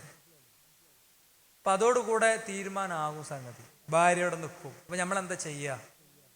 ഞാനും നീയും ഒരു റൂമിൽ കുറേ കാലയിൽ ഉറങ്ങണേ, ഞമ്മക്ക് അടുക്കളയ്ക്ക് മാറടി, ഞമ്മക്ക് അടുക്കളയിൽ കിടക്കാം. നമ്മളെ കുട്ടികൾ ഉറങ്ങട്ടെ, മോൻ്റെ കല്യാണം നടത്താം, അതിനിപ്പോൾ എന്താ കുഴപ്പം? ഞാനും നീയും അടുക്കളയ്ക്ക് മാറാം. അടുക്കളയുടെ വാതിൽ നല്ലൊരു കുറ്റിയുടെ വെക്കാം, നമുക്ക് ഉഷാറാക്കി ചെയ്യാം. എന്തേ നമ്മളെ ബെഡ്റൂമിൽ ഇങ്ങനത്തെ ഒരു ചർച്ച വരാത്തത്? അതായത് ബഹളത്തു കൂടിയും യുദ്ധത്തു കൂടി അല്ല, നേരെ മറിച്ച് സംഭാഷണത്തിലൂടെയും സ്നേഹത്തിലൂടെയുമാണ് വിഷയം പരിഹരിക്കേണ്ടത്. സംഭാഷണത്തിലൂടെയും സ്നേഹത്തിലൂടെയും വിഷയം പരിഹരിക്കണം. പുതിയ തലമുറയെ സംബന്ധിച്ചിടത്തോളം വീക്ഷണത്തിൽ ഒരുപാട് പ്രശ്നമുണ്ട്. ഞാൻ ഈ പറഞ്ഞൊക്കെ പഴയ തലമുറയിലെ പെണ്ണുങ്ങളെ ഇതിമൊക്കെ വാശിടിക്കുള്ളൂ. പുതിയ തലമുറയിലെ പെണ്ണുങ്ങൾ ഇപ്പോൾ ഇതിമൊന്നും അങ്ങനെ വാശിടിക്കൂല.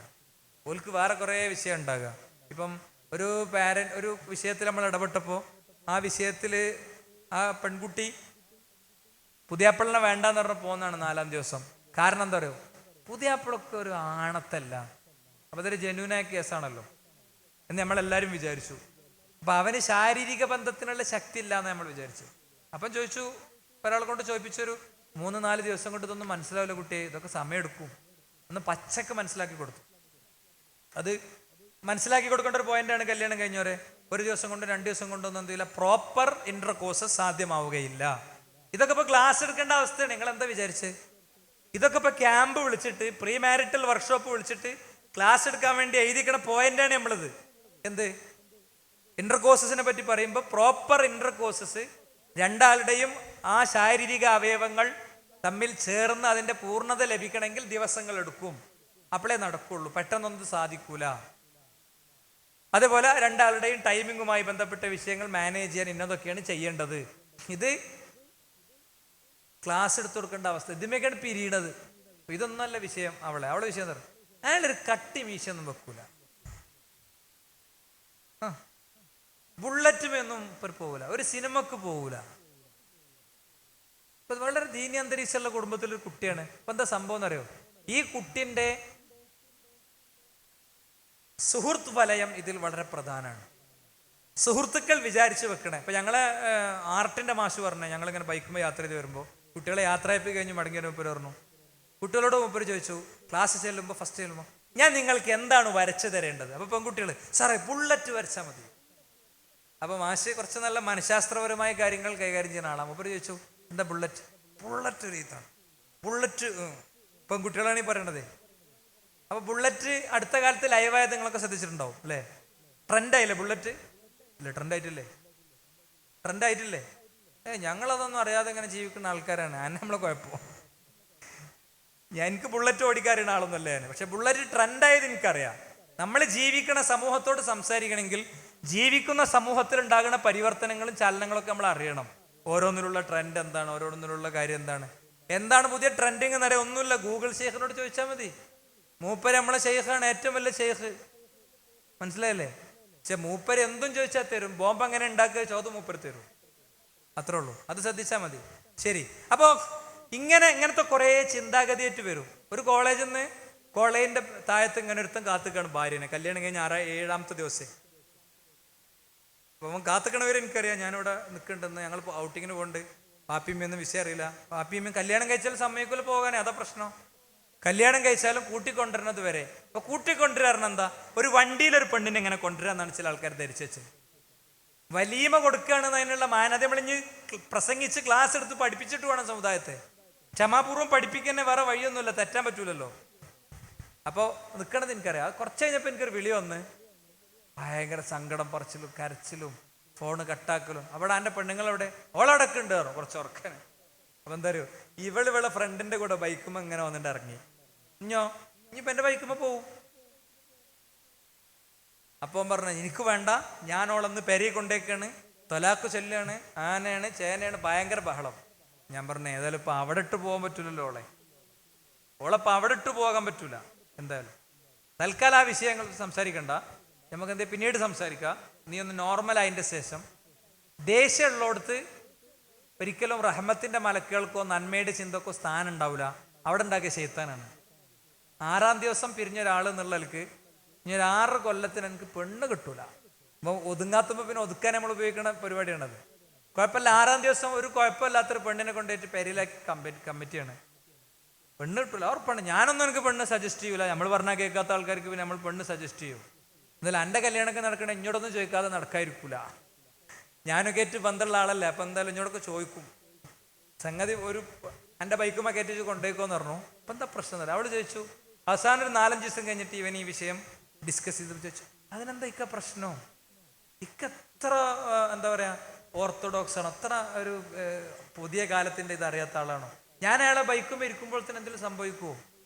നിങ്ങൾ എന്നെ പറ്റി ക്യാമ്പസിൽ അന്വേഷിച്ച് നോക്ക്. അപ്പൊ അവൾ പെർഫെക്റ്റ് ആണ്.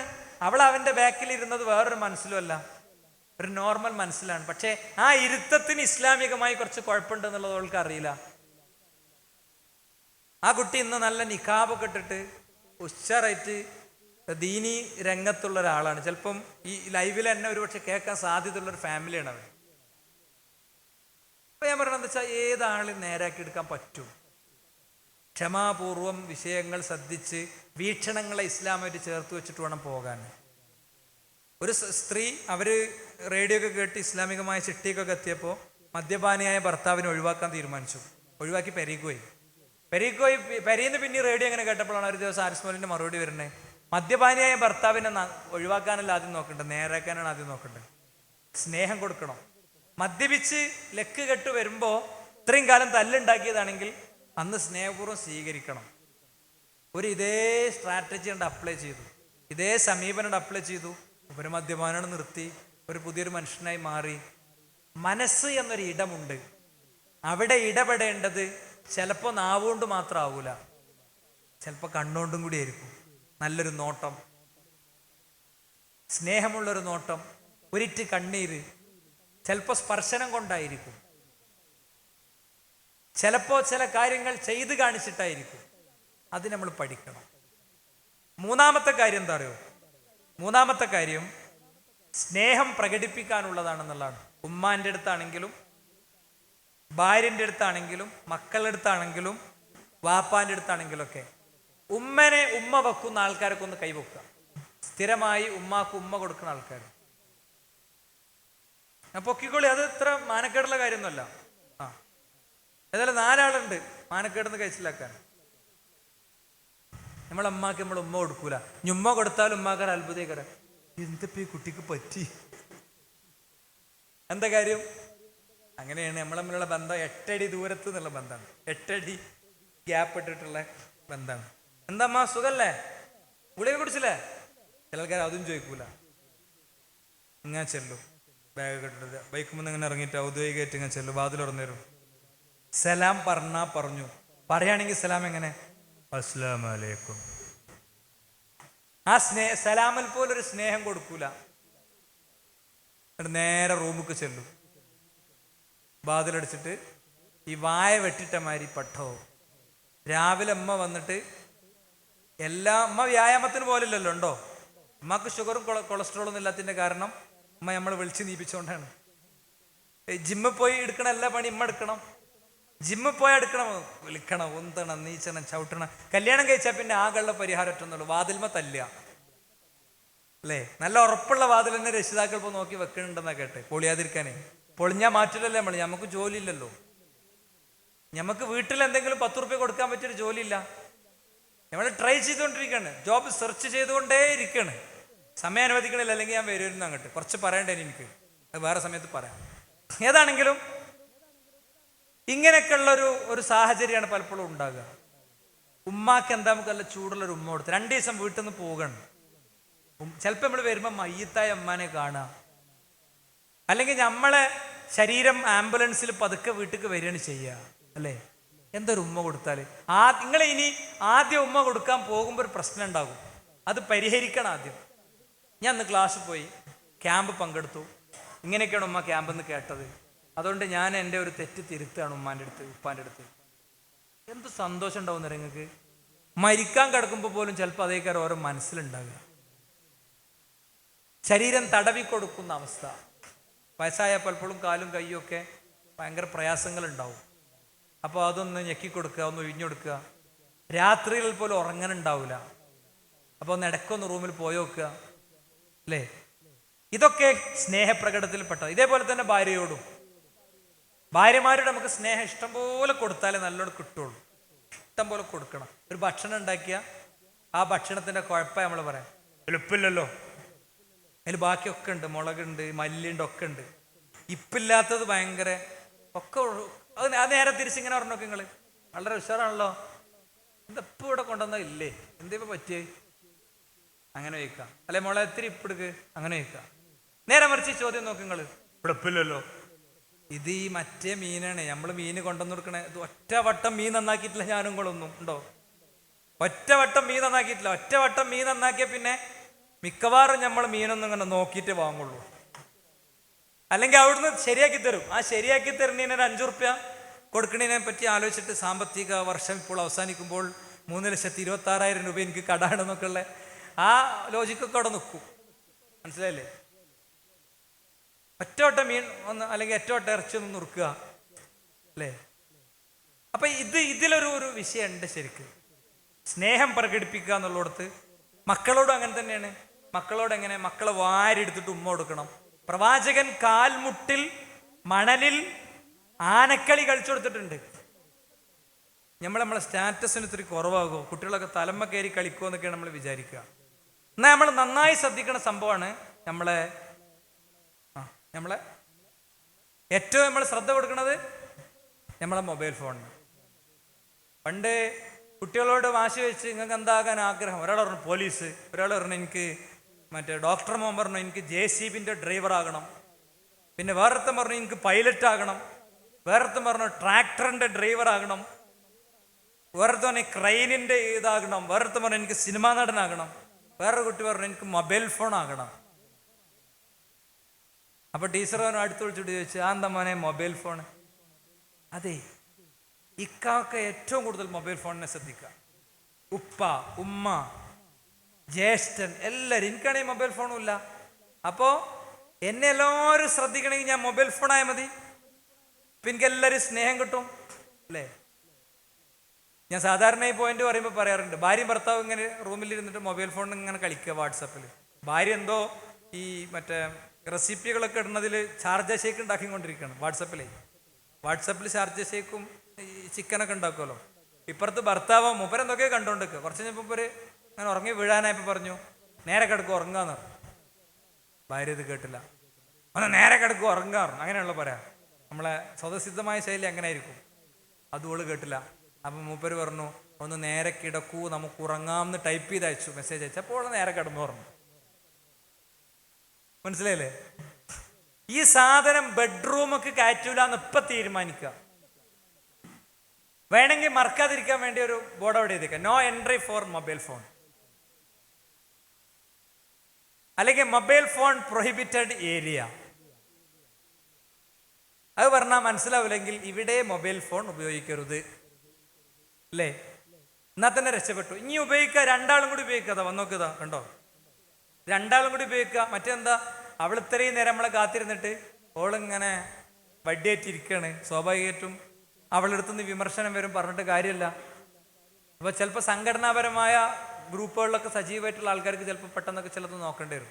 അപ്പോൾ അടുത്ത് വിളിക്കണം, നീ നോക്കുമ്പോൾ അതാ ഇതിപ്പോൾ 11-12 മണിക്ക് ഇവരൊന്നും ഉറങ്ങിയിട്ടില്ല, ഇപ്പോഴും വർക്കിലാണ്, കണ്ടോ. അവൾക്കും സന്തോഷമായിരിക്കും, ഒരു പ്രശ്നമല്ല. അപ്പം ആ ഒരു അവസ്ഥ വേണം. ഞാൻ ഫാസ്റ്റ് ആക്കാം. മറ്റൊന്ന്, നാലാമത്തെ ബെഡ്റൂമാണ്. ബെഡ്റൂം മനോഹരമാക്കണം എന്നാണ്. ബെഡ്റൂം മനോഹരമാക്കണം എന്നാണ്. നല്ല പെയിന്റ് കൊടുക്കണം എന്നല്ല പറഞ്ഞതിൻ്റെ അർത്ഥം. നല്ല ഫ്ലവേഴ്സൊക്കെ വെച്ചിട്ട് നല്ല മിന്നാമിന്നി ലൈറ്റൊക്കെ ഇട്ടിട്ട് ഭയങ്കര സംഭവമാക്കും ബെഡ്റൂം. ഇതൊന്നുമില്ല, ചെത്തിത്തേക്കാത്ത സിമെന്റ് പോലും ഇടാത്ത നിലത്ത് ഒരു പുൽപ്പായ വിരിച്ചിട്ട് അതിൽ കിടന്നാലും മനോഹരമാകും ബെഡ്റൂം. പക്ഷേ അവിടുത്തെ ഇസ്ലാമിക നിയമങ്ങൾ പാലിക്കണം. പക്ഷെ നമ്മളെ വീട്ടിലെ ഏറ്റവും വൃത്തിയും ഭംഗിയും ഉണ്ടാകേണ്ടത് ബെഡ്റൂമാണ്, അതിൽ സംശയമൊന്നുമില്ല. വീട് മൊത്തം പെയിന്റ് അടിക്കാൻ ചിലപ്പോൾ 5 കൊല്ലം 6 കൊല്ലം 10 കൊല്ലമൊക്കെ എടുക്കും. പക്ഷെ ബെഡ്റൂം 1 കൊല്ലം 2 കൊല്ലം കൂടുമ്പോൾ ഒന്ന് വൈറ്റ് അടിക്കണമൊക്കെ നല്ലതാണ്, അതിൽ സംശയമൊന്നും. അതൊന്ന് വൃത്തിയാക്കുക, കഴുകുക. കാരണം അതാണ് നമ്മുടെ ലോകം, അത് നമ്മുടെ പള്ളിയാണ്, നമ്മൾ സുന്നത്ത് നിസ്കരിക്കണ പള്ളി. അത് നമ്മുടെ കൗൺസിലിംഗ് സെൻ്ററാണ്, നമ്മുടെ മക്കളുടെയും കുടുംബത്തിൻ്റെയും വിഷയം പരിഹരിക്കുന്ന സ്ഥലം. അത് നമ്മുടെ സാമ്പത്തിക ആസൂത്രണത്തിൻ്റെ ട്രഷറിയാണ്, നമ്മുടെ കുടുംബത്തിൻ്റെ മൊത്തം പ്ലാനിങ് ഉണ്ടാക്കുന്ന സ്ഥലം. അത് നമ്മുടെ സംഘടനാ ചർച്ചകളുടെ യോഗ കേന്ദ്രമാണ്, ഒക്കെയാണ്. ഇതെല്ലാം അതുണ്ടാക്കിയ പക്കയായിരിക്കും. ഈ വിരലുകൾ ഇങ്ങനെ ചേർത്ത് പിടിച്ചിട്ട് ഒന്നിച്ചു പോകും. ഒറ്റക്കണ്ണിയായ വികലാംഗയായ ഒരു പെണ്ണാണ് നിങ്ങളുടെ ഭാര്യയെങ്കിലും പെണ്ണിന് സൗന്ദര്യമില്ല എന്ന് തോന്നുന്ന അസുഖമുള്ള ചില ആൾക്കാരുണ്ടാവും, ഓരോടെ പറയുന്നത്. എന്നിട്ട് അടുത്തിനെ കെട്ടാൻ നോക്കും. അടുത്ത കെട്ടിയ 10 ദിവസം കൊണ്ട് ഏത് സാധനം കുറേ ദിവസം ഉപയോഗിക്കുമ്പോൾ അതിൻ്റെ ഒരു ഹരം പോണ മാതിരി പെണ്ണിൻ്റെ പോകും. അപ്പോൾ പിന്നെ അടുത്തീമക്ക് പോകും. ഒന്ന് കെട്ടിക്കഴിഞ്ഞാൽ പിന്നെ വലിയ ബുദ്ധിമുട്ടുണ്ടാവില്ല, 4-ാമത്തേമക്ക് എത്താൻ. അതിൻ്റെ ആ ഒരു എല്ലാ ബാക്ക്ഗ്രൗണ്ട് പൊളിഞ്ഞല്ലോ. അതിൻ്റെ അർത്ഥം വിവാഹം ആവശ്യമുണ്ടെങ്കിൽ ചെയ്യേണ്ടെന്നൊന്നുമല്ല, ആവശ്യം മാത്രം പോരാ, പിന്നെ അതിനുള്ള ആവതും കൂടിയും വേണം. പൂതി മാത്രം പോരാ, പിന്നെ അതിനുള്ള കപ്പാസിറ്റിയും കൂടിയും വേണം. കപ്പാസിറ്റി എന്ന് പറഞ്ഞാൽ ലൈംഗിക ശേഷി എന്ന് മാത്രമൊന്നുമല്ല എൻ്റെ ഉദ്ദേശം. ഇവിടെ കെട്ടിയ ഈ പെണ്ണിന് വേണ്ട അവകാശങ്ങളും കാര്യങ്ങളും തന്നെ പൂർത്തീകരിച്ച് കൊടുത്തിട്ടുണ്ടാവില്ല. അവൾക്ക് വീടില്ല, അവൾക്ക് സ്വസ്ഥമായൊരു അന്തരീക്ഷമല്ല, അവളെ പോറ്റാനുള്ളതില്ല. അവളെ ബ്രേസ്ലെറ്റ് എങ്ങനെ കിട്ടാന്ന് ഇങ്ങനെ നോക്കുക നമുക്ക് ഇടക്കിടക്ക്. പെണ്ണ് എൻ്റെതാണെങ്കിലും സ്വർണം അവളുടേതാണെങ്കിലും അവകാശം എൻ്റെതാണെങ്കിലും അല്ലേ, എനിക്ക് തരേണ്ടത് തന്നെയല്ലേ? ഞാൻ കടക്കാരനാകുമ്പോൾ അത് അവളുടെ ബാധ്യതയല്ലേ? ഇതൊക്കെയാണ് ഈ നോട്ടത്തിൻ്റെ അർത്ഥം. എന്നിട്ടാണ് എന്ത് ചെയ്യണേ? ഇവളെ ബ്രേസ്ലെറ്റ് വിറ്റിട്ട് അതുകൊണ്ട് മഹർ വാങ്ങിയിട്ട് ഇവ രണ്ടാമത് പെണ്ണിട്ടുക. രണ്ടാം കല്യാണത്തെ വിമർശിക്കണം എന്തെങ്കിലും വന്നാൽ ഉടനെ നമുക്കൊക്കെ ചില ആൾക്കാർ ഷെയ്ഖ് ഇബ്നു ബാസിന്റെ ഫത്വ നോക്കൂ, ഷെയ്ഖ് അൽബാനിയുടെ ഫത്വ നോക്കൂ. എന്താ ഓൻ ഇംഗ്ലീഷിൽ സെർച്ച് ചെയ്തിട്ട്, ഒരുത്തനെ ഇംഗ്ലീഷിൽ സെർച്ച് ചെയ്തിട്ട് അതിനെ അറബിക്ക് ഗൂഗിൾ ട്രാൻസ്ലേറ്റർ വെച്ച് ട്രാൻസ്ലേറ്റ് ചെയ്തിട്ട് എനിക്ക് അയച്ചു തന്നു. അപ്പൊ ഞാൻ എന്ത് ചെയ്തോ, ഇതിനെ ഇംഗ്ലീഷിലേക്ക് ട്രാൻസ്ലേറ്റ് ചെയ്ത് ഓനെ അയച്ചു കൊടുത്തു. ഇത് നേരെ ഒന്ന് വായിക്ക്, അറബി എനിക്ക് വായിക്കാറില്ല, ഫുള്ളൊന്ന് വായിക്ക്. ഞാൻ കുറച്ച് ഭാഗം അടയാളപ്പെടുത്തി കൊടുത്തു. എന്നിട്ട് എനിക്ക് ആ യോഗ്യത ഉണ്ടെങ്കിൽ ഞാൻ കെട്ടിച്ചത് എനിക്ക് പെണ്ണ്, എൻ്റെ പെണ്ണുങ്ങളോട് ഞാൻ പറഞ്ഞോളാം, അയാൾക്ക് അവകാശപ്പെട്ടതാണെന്ന്. ഇതെന്താ വെച്ചാൽ എൻ്റെ അയൽക്കാരനായ ഒരു സുഹൃത്ത് വളരെ ചെറിയ സാമ്പത്തികാവസ്ഥയിലുള്ള ആളാണെങ്കിലും അയാൾ നല്ല രീതിയിൽ കുടുംബജീവിതം കൊണ്ടുപോകുന്നുണ്ട്. അത് നമ്മളെ വേറൊരു അയൽവക്കക്കാരന് IAS ഓഫീസറായിട്ടുണ്ട്. 10ാം ക്ലാസ്സിൽ 100-100 വാങ്ങിയ വേറൊരു അയൽവക്കക്കാരനുണ്ട്. അതുകൊണ്ട് നമുക്ക് 100-100 കിട്ടിയിട്ടില്ലല്ലോ, അത്രേ ഉള്ളൂ. അപ്പം അതുകൊണ്ട് സുഹൃത്തുക്കളെ, ഇതൊന്നുമല്ല പരിഹാരം. നമ്മൾ ബെഡ്റൂമിൽ പോകുമ്പോൾ കുളിക്കൂല, രാത്രി 1:30-2 മണിക്കാണ് ചെല്ലും, മണപ്പിച്ചിട്ട് ബസ്സിൽ KSRTC ഇരുന്ന വിയർപ്പായിട്ടാണ് ചെന്നിട്ട് പിന്നെ ആണ് ഒരു കടത്തം. അവിടെ ഒരു പെണ്ണുണ്ട് എന്നുള്ളതോ ഓളിവിടെ ഒരു ബോധം ഉണ്ടാവില്ല. നഖം 3 മാസമായിട്ട് മുറിച്ചിട്ടുണ്ടാവില്ല. വെറുതെ ഒന്ന് നോക്കിക്കളെല്ലാവരും, ഞാൻ പറഞ്ഞ പക്കയിക്കാറും. മൂന്നാമത്തത് വൃത്തിയാക്കേണ്ട ശരീരത്തിലെ രോമം ബാക്കിയൊക്കെ ഉണ്ടാവും, ഇതൊന്നും വൃത്തിയാക്കിയിട്ടുണ്ടാവില്ല. ഇതിപ്പോൾ ആരെ പറ്റിയപ്പോൾ ഈ പറയണമെന്ന് വെച്ചാൽ, അതിപ്പോൾ കഴിഞ്ഞ ആഴ്ച കല്യാണം കഴിഞ്ഞ ആളുകളെ കുറിച്ചായിരിക്കും മുമ്പ് പറഞ്ഞ, അല്ല പെണ്ണ് പറഞ്ഞ സാധനം കൂടുള്ളവരൊക്കെ പറ്റിയാ പറഞ്ഞത് അല്ലേ. പിന്നെ അപ്പം എന്ത് ചെയ്യും, ഭാര്യ ഒരു 21 ദിവസം ഒറ്റ വിരി ബെഡുമ്മേ ഉറപ്പാണ്. ഈ ജാതി ഒരു സാധനത്തിന് എന്താ നല്ല വിരി ഓടാലേക്കും അല്ലേ. മറ്റേ നമ്മൾ ഫ്രഷ് ആണെങ്കിൽ നമ്മൾ മുടിയൊക്കെ ചീകി, പുറത്തേക്ക് ഇറങ്ങുമ്പോൾ ചീകിയിട്ടില്ലെങ്കിലും ബെഡ്റൂമിൽ ചെല്ലുമ്പോൾ മുടിയൊക്കെ ചീകി, അവിടെ എങ്ങനെ ഷെൽഫിലുണ്ടാകും 2-3 ടൈപ്പ് അത്തർ, അതൊക്കെ എടുത്ത് പുരട്ടി നല്ല ആദ്യ രാത്രിയിൽ ഭാര്യനെ കാണാൻ പോണ പോലെയാണ് ഓരോ രാത്രിയിലും പോകേണ്ടത്. ഇന്ന് എന്ത് ചെയ്യുന്നറിയോ? ഖുറാൻ പറഞ്ഞ ആയത്തിന്റെ അത്ഭുതം മനസ്സിലാവും. മിൻ ആയാതിഹി അൻ ഖലഖ ലക്കും മിൻ അൻഫുസികും അസ്വാജൻ ലിതസ്കുനു ഇലൈഹാ വജഅല ബൈനകും മവദ്ദതൻ വറഹ്മ എന്ന് പറഞ്ഞത് പൂർണ്ണമായിട്ട് കിട്ടും. പുതിയ പുതിയ ഓപ്പണിങ് വരും. എൻ്റെ ഒരു സുഹൃത്ത് എന്നെ പറയണ അയാളെ പറ്റിയിട്ട്, അയാൾ എനിക്ക് മെസ്സേജ് അയച്ചു, 17 കൊല്ലമായി ഞാനും എൻ്റെ ഭാര്യയും കുടുംബജീവിതം ആരംഭിച്ചിട്ട് ഇതിനിടയിൽ മറ്റൊരു സ്ത്രീയെ മനസ്സിൽ വിചാരിക്കാതെ എൻ്റെ ശാരീരിക ആവശ്യങ്ങൾ പൂർത്തിയാകണില്ല. അങ്ങനത്തെ ഒരു പ്രതിസന്ധിയിലാണ് ഇപ്പം ഞാൻ. അപ്പം ഞാനിത് ആരിസ്മലിനോട് പറഞ്ഞു. ഇപ്പോൾ മൗലവി ആയിട്ട് നമ്മൾ സ്നേഹക്കൂടുതലൊരു എപ്പിസോഡ് എടുത്തു. മണിയറ എന്നായിരുന്നു ആദ്യത്തെ എപ്പിസോഡ്. വേറെ ഇതേ വിഷയത്തിൽ വേറൊരു എപ്പിസോഡ് നമ്മൾ ചെയ്തിട്ടുണ്ട്. അത് കഴിഞ്ഞ് 3-4 ദിവസം കഴിഞ്ഞപ്പോൾ ഇയാൾ വിളിച്ചു. ആദ്യം മൂപ്പര് വിചാരിച്ച എനിക്ക് മൂപ്പര് മനസ്സിലായിട്ടില്ല എന്നാണ്. ഞാൻ മനസ്സിലായിട്ടില്ല എന്നുള്ള നിൽക്കന്നെ നിന്നു. 3-4 ദിവസം കഴിഞ്ഞ് മൂപ്പര് വിളിച്ചിട്ട് പറഞ്ഞു, വർഷങ്ങൾക്കു ശേഷം ഞങ്ങൾക്ക് രണ്ടാക്കും ബെഡ്റൂമിൽ ഭയങ്കര സന്തോഷം കിട്ടിയ ദിവസങ്ങളായിരുന്നു കഴിഞ്ഞ 2-3 ദിവസം. അതുകൊണ്ട് മെസ്സേജ് അയച്ച ആൾ ഞാനാണ് എന്നുള്ളത് നിങ്ങളോട് പറയാനാണ് വിളിക്കണത്. എനിക്കൊരു ഒരു ചമ്മലുമില്ല. കാരണം നിങ്ങൾക്കൊക്കെ ഇതിമ വർക്ക് ചെയ്യാനും മുന്നോട്ട് പോകാനുള്ളൊരു പ്രേരണ ആകുമെങ്കിൽ ആയിക്കോട്ടെ എന്ന് വിചാരിച്ചിട്ടാണ്. നിങ്ങൾ എൻ്റെ പേര് ആരോടും പറയാതിരുന്ന സന്തോഷം. ഞാൻ പറഞ്ഞു, ഞാൻ കെട്ടിയ പെണ്ണിനോട് വരെ പറയില്ല പോരെ നിങ്ങൾക്ക്. ഞങ്ങളുടെ ഇടയിലുള്ള സ്വകാര്യം എന്ന് പറഞ്ഞാൽ അങ്ങനത്തെ കുറച്ച് കാര്യങ്ങളായിരിക്കും, വേറൊരു സ്വകാര്യമല്ല എന്ന് ഞാനും പറഞ്ഞു.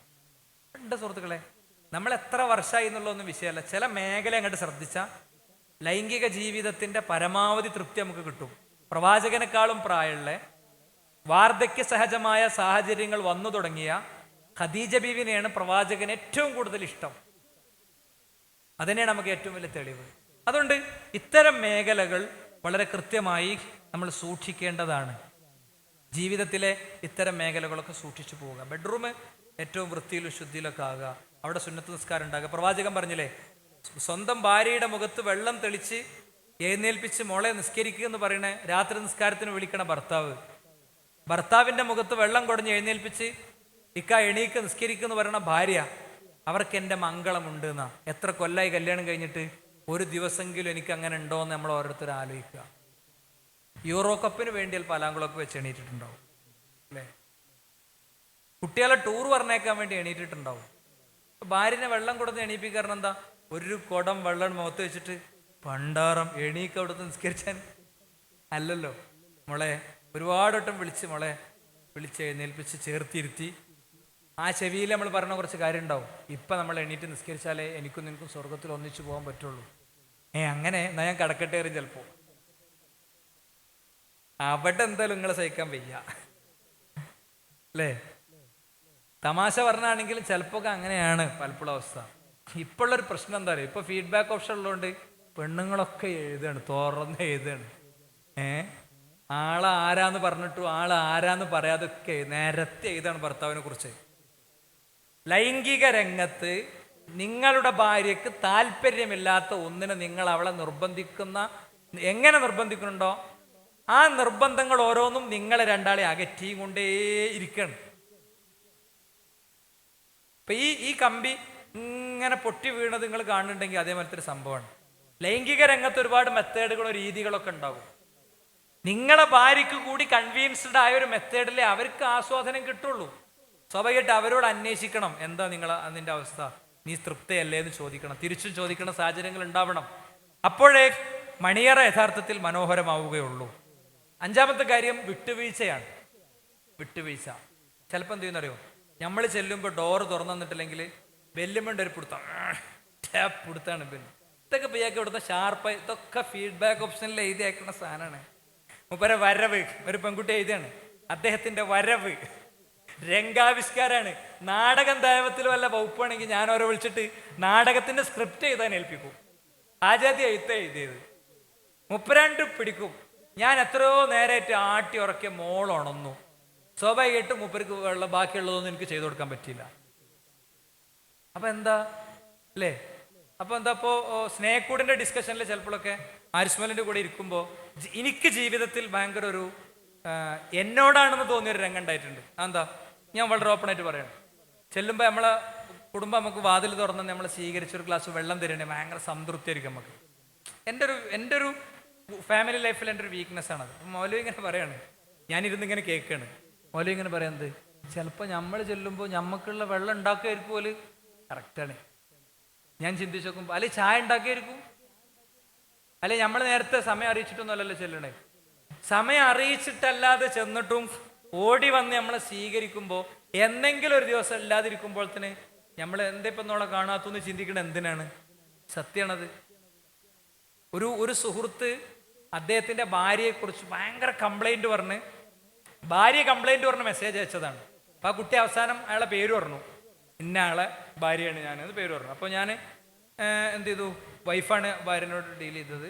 അപ്പോൾ ഞാൻ അവനെ വിളിച്ചിട്ട് സംസാരിച്ചപ്പോൾ എൻ്റെ ഭാര്യ എനിക്കൊരു പോയിന്റ് പറഞ്ഞു. എന്താ അറിയോ, ഭാര്യമാരുടെ വീട്ടിൻ്റെ ഉള്ളിലെ തിരക്ക് ആണുങ്ങൾക്ക് മനസ്സിലാവില്ല. അത് മനസ്സിലാക്കി കൊടുക്കാൻ ഞങ്ങൾക്ക് ഒരു കാര്യം പറഞ്ഞുതരാം. ഞാനൊരു ദിവസം 6 വട്ടം അസ്ർ നിസ്കരിച്ചിട്ടുണ്ട്.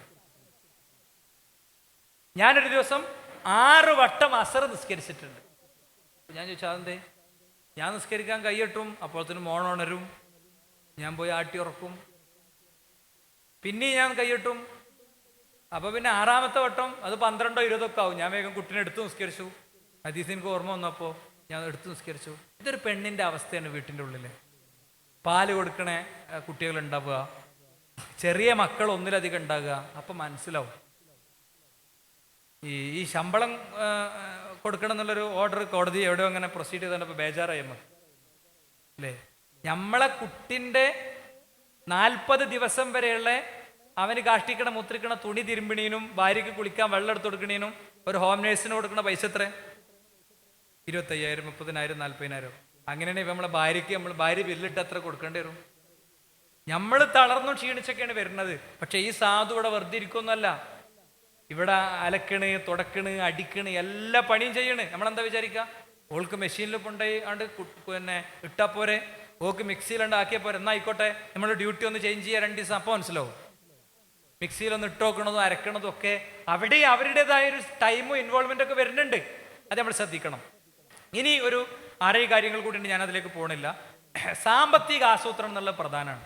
അത് നമ്മളെ ഫാമിലി ഒരു ടെക്സ്റ്റൈൽസ് ചെന്നാൽ നേരെ ആദ്യം നോക്കേണ്ടത് പുള്ളിമക്കും കള്ളിമക്കും എന്നല്ല, അങ്ങനെ ഒന്നുകൊണ്ട ഇതിന് എത്ര റുപ്യ ഒന്നും നോക്കണ്ടേ. അത് നമ്മൾ ഒച്ചട്ട ഉണ്ടാവില്ല, തള്ളി മോള് കൂടി വരും. എന്നിട്ട് ഇപ്പം എത്ര ആയത് നിങ്ങൾക്കറിയോ? കാറിൽ പോകുമ്പോഴേ വാങ്ങിക്കൊടുത്തതിൻ്റെ എല്ലാ ഇഫക്റ്റും പോയി. 10,200 റുപ്യ നിങ്ങൾ ഏഴാക്കൂ. 7 ആളെ ഡ്രസ്സിന്റെ വിലയാണ് 10,200. അപ്പോൾ ഒരാൾക്ക് 2,000 ആയിട്ടുള്ളൂ. ഇയാൾക്കത് വലിയ പൈസയാണ്. എന്താ കാര്യം? ഓരോന്നും ഇങ്ങനെ ഇടക്കിടക്ക് എടുത്തുകൊടുത്താൽ ഈ പ്രശ്നം പരിഹരിക്കപ്പെടും. നമ്മൾ ഈ 27,000 എടുക്കാൻ പോകും ഡ്രസ്സ്, അവിടെ പെരും തിരക്കും ഉണ്ടാവും. ഇതൊക്കെ കൂടെ കുത്തിമറിച്ചിട്ടിട്ട് ഒരുപാട് തിരയേണ്ടി വരും. എന്നിട്ട് ഈ സാധുക്കൾ തിരയേണ്ടിനെ കുറിച്ച് കുറെ പറയും. അപ്പൊ സാമ്പത്തിക ആസൂത്രണം കുടുംബത്തിന്റെ കൂടെ ആക്കുക. നമുക്ക് ഈ മാസം എത്ര റുപ്യ വീട്ടിൽ മൊത്തം ചെലവ് വരണമെന്ന് ഭാര്യൻ്റെയും കൂടെ ഒരു തീരുമാനമാക്കുക. കണക്ക് എഴുതാനുള്ള പണി ഒരുക്ക് കൊടുക്കുക. ഒക്കെ തീരും. നിങ്ങൾ വെറുതെ പരിശോധിക്കും. നമ്മളോട് ഈ മാസം ഇറച്ചൊന്നും വേണ്ടാറ് പറയേ, ഈ മാസം ഞാൻ ഇറച്ചി വേണ്ടെന്ന് ഇങ്ങോട്ട് പറയും. അല്ലെങ്കിൽ ഇറച്ചി കിലോ വാങ്ങിയതിന്റെ പ്രശ്നമായിരിക്കും. ഇവിടെ 4 കുട്ടികളും പിന്നെ ഒക്കെ നിങ്ങൾക്ക് അറിയില്ലേ, മറ്റെന്താ പറയുക, ഞമ്മക്കാണ് വേണ്ടാക്ക, കുട്ടികൾക്ക് കൊടുക്കാറ്. അങ്ങനത്തെ ഒരു അന്തരീക്ഷത്തേക്ക് പോകും. അവസാനിപ്പിക്കുകയാണ് ഞാൻ. ജോലി സംബന്ധിച്ച് ഒരു 2 വാക്ക് പറയണം തോന്നുന്നുണ്ട്. വീട് സംബന്ധിച്ചും വിശേഷിച്ച് ഇവിടെ പ്രവാസികളില്ല, പക്ഷെ പ്രവാസിക്ക് വേണ്ടി പറയണേ. 20 കൊല്ലൊക്കെ പ്രവാസിയായി നിന്നിട്ട് പിന്നെ എങ്ങനെ വരുവാന്? എന്താ മുഹമ്മദ് ബിൻ സൽമാന് ചോന്ന സാധനം കുത്തിയതാണേ, പൊയ്ക്കോന്ന് സീലാണേ എൻ്റെത്, ബീബി തീർന്നു. എന്നിട്ട് ഇങ്ങനെ ഫ്ലൈറ്റിലിരുന്ന് ഇങ്ങനെ കരഞ്ഞോ അങ്ങനെ ആലോചിക്കാണ്. എന്നിട്ട് പ്രവാസി പാട്ടോടുക. എന്താ പാട്ടോടിയിട്ട് കാര്യം? എന്നിട്ട് പ്രവാസി എന്നുള്ള സെന്റിമെന്റൽ ഒക്കെ ഉണ്ടാക്കുക. ഞങ്ങൾക്കൊക്കെ ഉണ്ട്, നമ്മളൊക്കെ പറയാറുണ്ടത്. പക്ഷേ 20 കൊല്ലം ജീവിച്ചിട്ടേ അങ്ങനെ പറയാം. ഇനിയിപ്പോ ഒരു തറടണം, വലിയ കാര്യം. സുഹൃത്തുക്കളെ, വീട് 1 കൊല്ലം കൊണ്ട് തീരണ്ട, 10 കൊല്ലം കൊണ്ട് തീർന്നാൽ മതി, ഒരു പ്രശ്നമല്ല. പക്ഷെ ഒരു വീട് നമുക്ക് വേണം. ഒരു 3D വീടുണ്ടാക്കാൻ നല്ല സുഖം. ചില ആൾക്കാർ 3D വീടുണ്ടാക്കും, എന്നിട്ട് ആ വീടോടെ യാഥാർത്ഥ്യവൽക്കരിക്കാൻ ശ്രമിക്കും. പിന്നെ അതിലിങ്ങനെ കിടക്കുമ്പോൾ ആൾക്കാർ മുറ്റത്ത് വന്നിട്ട് ഇങ്ങനെ മുട്ടും. പിന്നെ കടത്തിന്റെ പൈസ കൊണ്ടാ, അപ്പൊ അവൻ അപ്പുറത്ത് വാതിൽക്ക് കൂടെ ഇറങ്ങിപ്പോ. ഉണ്ടാക്കിയ വീട്ടിൽ താമസിക്കാൻ പറ്റൂല. 3D വീടുണ്ടാക്കാൻ പണിയില്ല. നമ്മളെ സാമ്പത്തികാവസ്ഥ നമുക്ക് അതിന് പറ്റിയ വീടാണ് ഉണ്ടാക്കേണ്ടത്. എഞ്ചിനീയർ നല്ല കിടില സാധനം ഇവിടെ വളഞ്ഞിട്ട് അവിടെ ചെരിഞ്ഞിട്ട് ഇപ്പുറത്ത് ഗ്ലാസ് അപ്പുറത്ത് മാർബിൾ കുറേ സാധനം കൊണ്ടുവന്ന് തരും. ഇവിടെ വാന്നറിയാം. എന്നിട്ട് പറയാം നമ്മളടുത്ത് ഇത്ര ഉറുപ്പ്യുണ്ട്, ഇത്ര കൊല്ലം കൊണ്ട് പൂർത്തിയാക്കണാണ് മാനെ, അതിന് പറ്റിയൊരു വീട് ഉണ്ടാക്കിക്കൊണ്ടാ. പിന്നെ എപ്പോൾ വേണമെങ്കിലും എക്സ്റ്റെൻഡ് ചെയ്യാൻ പറ്റിയ വീടാണ്, മേലക്കാണെങ്കിലും സൈഡക്കാണെങ്കിലും ഒക്കെ. ഒറ്റ പൊളിയും പൊളിച്ചൊരു വാതിലാണ് വെച്ചാൽ അപ്പുറത്തേക്കാണ് പോകാൻ പറ്റണം. ഞാൻ 5 കൊല്ലം കൊണ്ട് വീടുണ്ടാക്കി, 5.5 കൊല്ലം കൊണ്ട്. ചെറിയൊരു കടമൊക്കെ ഉണ്ടാവും, പഠിച്ചോൻ അതൊക്കെ വീട്ടാനുള്ള തോഫിയൊക്കെ ചെയ്യുമാറാകട്ടെ. ഫൈനൽ ടച്ചപ്പ് വർക്ക് കത്തുമ്പോൾ നമുക്ക് കൊല്ലങ്ങൾ കാത്തിക്കാൻ പറ്റില്ല. പറ്റുമോ? മാർബിൾ ഇട്ടിട്ട് കുറേ ഇങ്ങനെ പൈസ സ്വരൂപിച്ച് അത് കഴിയൂല. മാർബിൾ ഉണ്ടാച്ചാൽ മതി, കിട്ടണ എന്താണ് അത് ഇട്ടാൽ മതി. ഇപ്പൊ വീട് എന്നുള്ളത് നമ്മൾ ഓരോരുത്തരും ടാർഗറ്റ് ആയിട്ട് എടുക്കണം. 2 ജോലിയാണ്. ജോലി നേരെ ഗൾഫിനെ പറ്റി ആലോചിക്കുക. ചില ആൾക്കാർ വിചാരിക്കണേ ദുബായിലും സൗദി അറേബ്യയിലൊക്കെ ഇങ്ങനെ അവിടെ ഇങ്ങനെ ആൾക്കാർ ഇരിക്കുകയാണ്, വരുന്ന ആൾക്കാർക്ക് പൈസ കൊടുക്കാനെന്നാണ്. സഹോദരങ്ങളെ, നമ്മൾ മനസ്സിലാക്കേണ്ടത് എന്താ അറിയോ? ഇവിടെ PSC എഴുതാൻ പറ്റിയ ആൾക്കാരുണ്ടാവും, PSC നോക്കൂല. എഞ്ചിനീയർ, ഡോക്ടർ എന്നൊക്കെ പറഞ്ഞ് ഞാൻ ഇടുക്കിയിൽ സംസാരിച്ചപ്പോൾ പറഞ്ഞു, ഒരങ്ങാടി പോയിട്ട് ഒരു ഗ്രാമത്തിൽ പോയിട്ട് ഇങ്ങനെ പിടിച്ച 100 എഞ്ചിനീയർമാരെ കിട്ടും. ഈ 100 എഞ്ചിനീയർമാരിൽ 53 ആള് പേപ്പർ പോയി ഇങ്ങോട്ട് ഉത്തർപ്രദേശിക്ക് അവിടെ ഇലക്ഷൻ ഡ്യൂട്ടിക്ക് പോയതാ. പേപ്പർ പഠിക്കണ കാലത്ത് പഠിക്കൂല, അല്ലെങ്കിൽ പഠിക്കാൻ പറ്റുന്ന കോഴ്സ് എടുക്കൂല, അങ്ങനെ പോയതാ അതൊക്കെ. എന്നിട്ട് വല്ല ഷോപ്പ് കീപ്പറായിട്ട് അങ്ങനെ അവിടെ അന്തം വിട്ട് നടക്കും അല്ലേ? അല്ലെങ്കിൽ ചില ആൾക്കാരുണ്ടാവും, വാപ്പ 28 കൊല്ലമായിട്ട് സൗദി അറേബ്യയിൽ, ഓനിപ്പോഴും ജോബ് സെർച്ചിങ്ങില്ല. ജോബ് സെർച്ചിങ് പറഞ്ഞാൽ എന്താ? വെറുതെ ഇങ്ങനെ കുത്തിരിക്കുക, കുറച്ച് കഴിയുമ്പോൾ കുളിച്ചു മാറ്റിയിട്ട് അങ്ങാടിക്ക് പോവുക, കുറച്ച് കഴിയുമ്പോൾ പന്തളിക്കാൻ പോവുക, അതാ ജോബ് സെർച്ചിങ്. എന്തെങ്കിലും ഏറ്റവും ചുരുങ്ങത് ഒരു ക്യാഷിൽ പോയിരുന്നിട്ട് അവിടെ വരുന്ന ബില്ലടിക്കണ ഒരാളാകുക, എന്നിട്ട് ജോബ് സെർച്ച് ചെയ്യുക, ഏറ്റവും മിനിമം. പ്രവാസികളെ തിരിച്ചുവന്നുകൊണ്ടിരിക്കണ പ്രവാസിക്ക് ഭയങ്കര ബേജാറ്, ഇനിയിപ്പോൾ എന്താ കാട്ടുക. എന്നെ ഒരാൾ വിളിച്ചപ്പോൾ ഞാൻ പറഞ്ഞു, എയർപോർട്ടിൽ ഇറങ്ങി ഫസ്റ്റ് കോൾ പോര്, ചൊലായി പ്രാർത്ഥിക്കണം. ആ പ്രാർത്ഥിക്കാലോ, എന്തേ? ഞാനിവിടെ കോഴിക്കോട് എത്തിയിട്ടുണ്ട്, അൽഹംദുലില്ലാ എന്നല്ലേ പറയണ്ടേ? അല്ല, ഞാനിപ്പോൾ ഒന്നുമില്ലാതെ പെട്ടെന്ന് സീലടിച്ച് പോകുന്നതാണ്, ആകെ പ്രയാസമാണ്.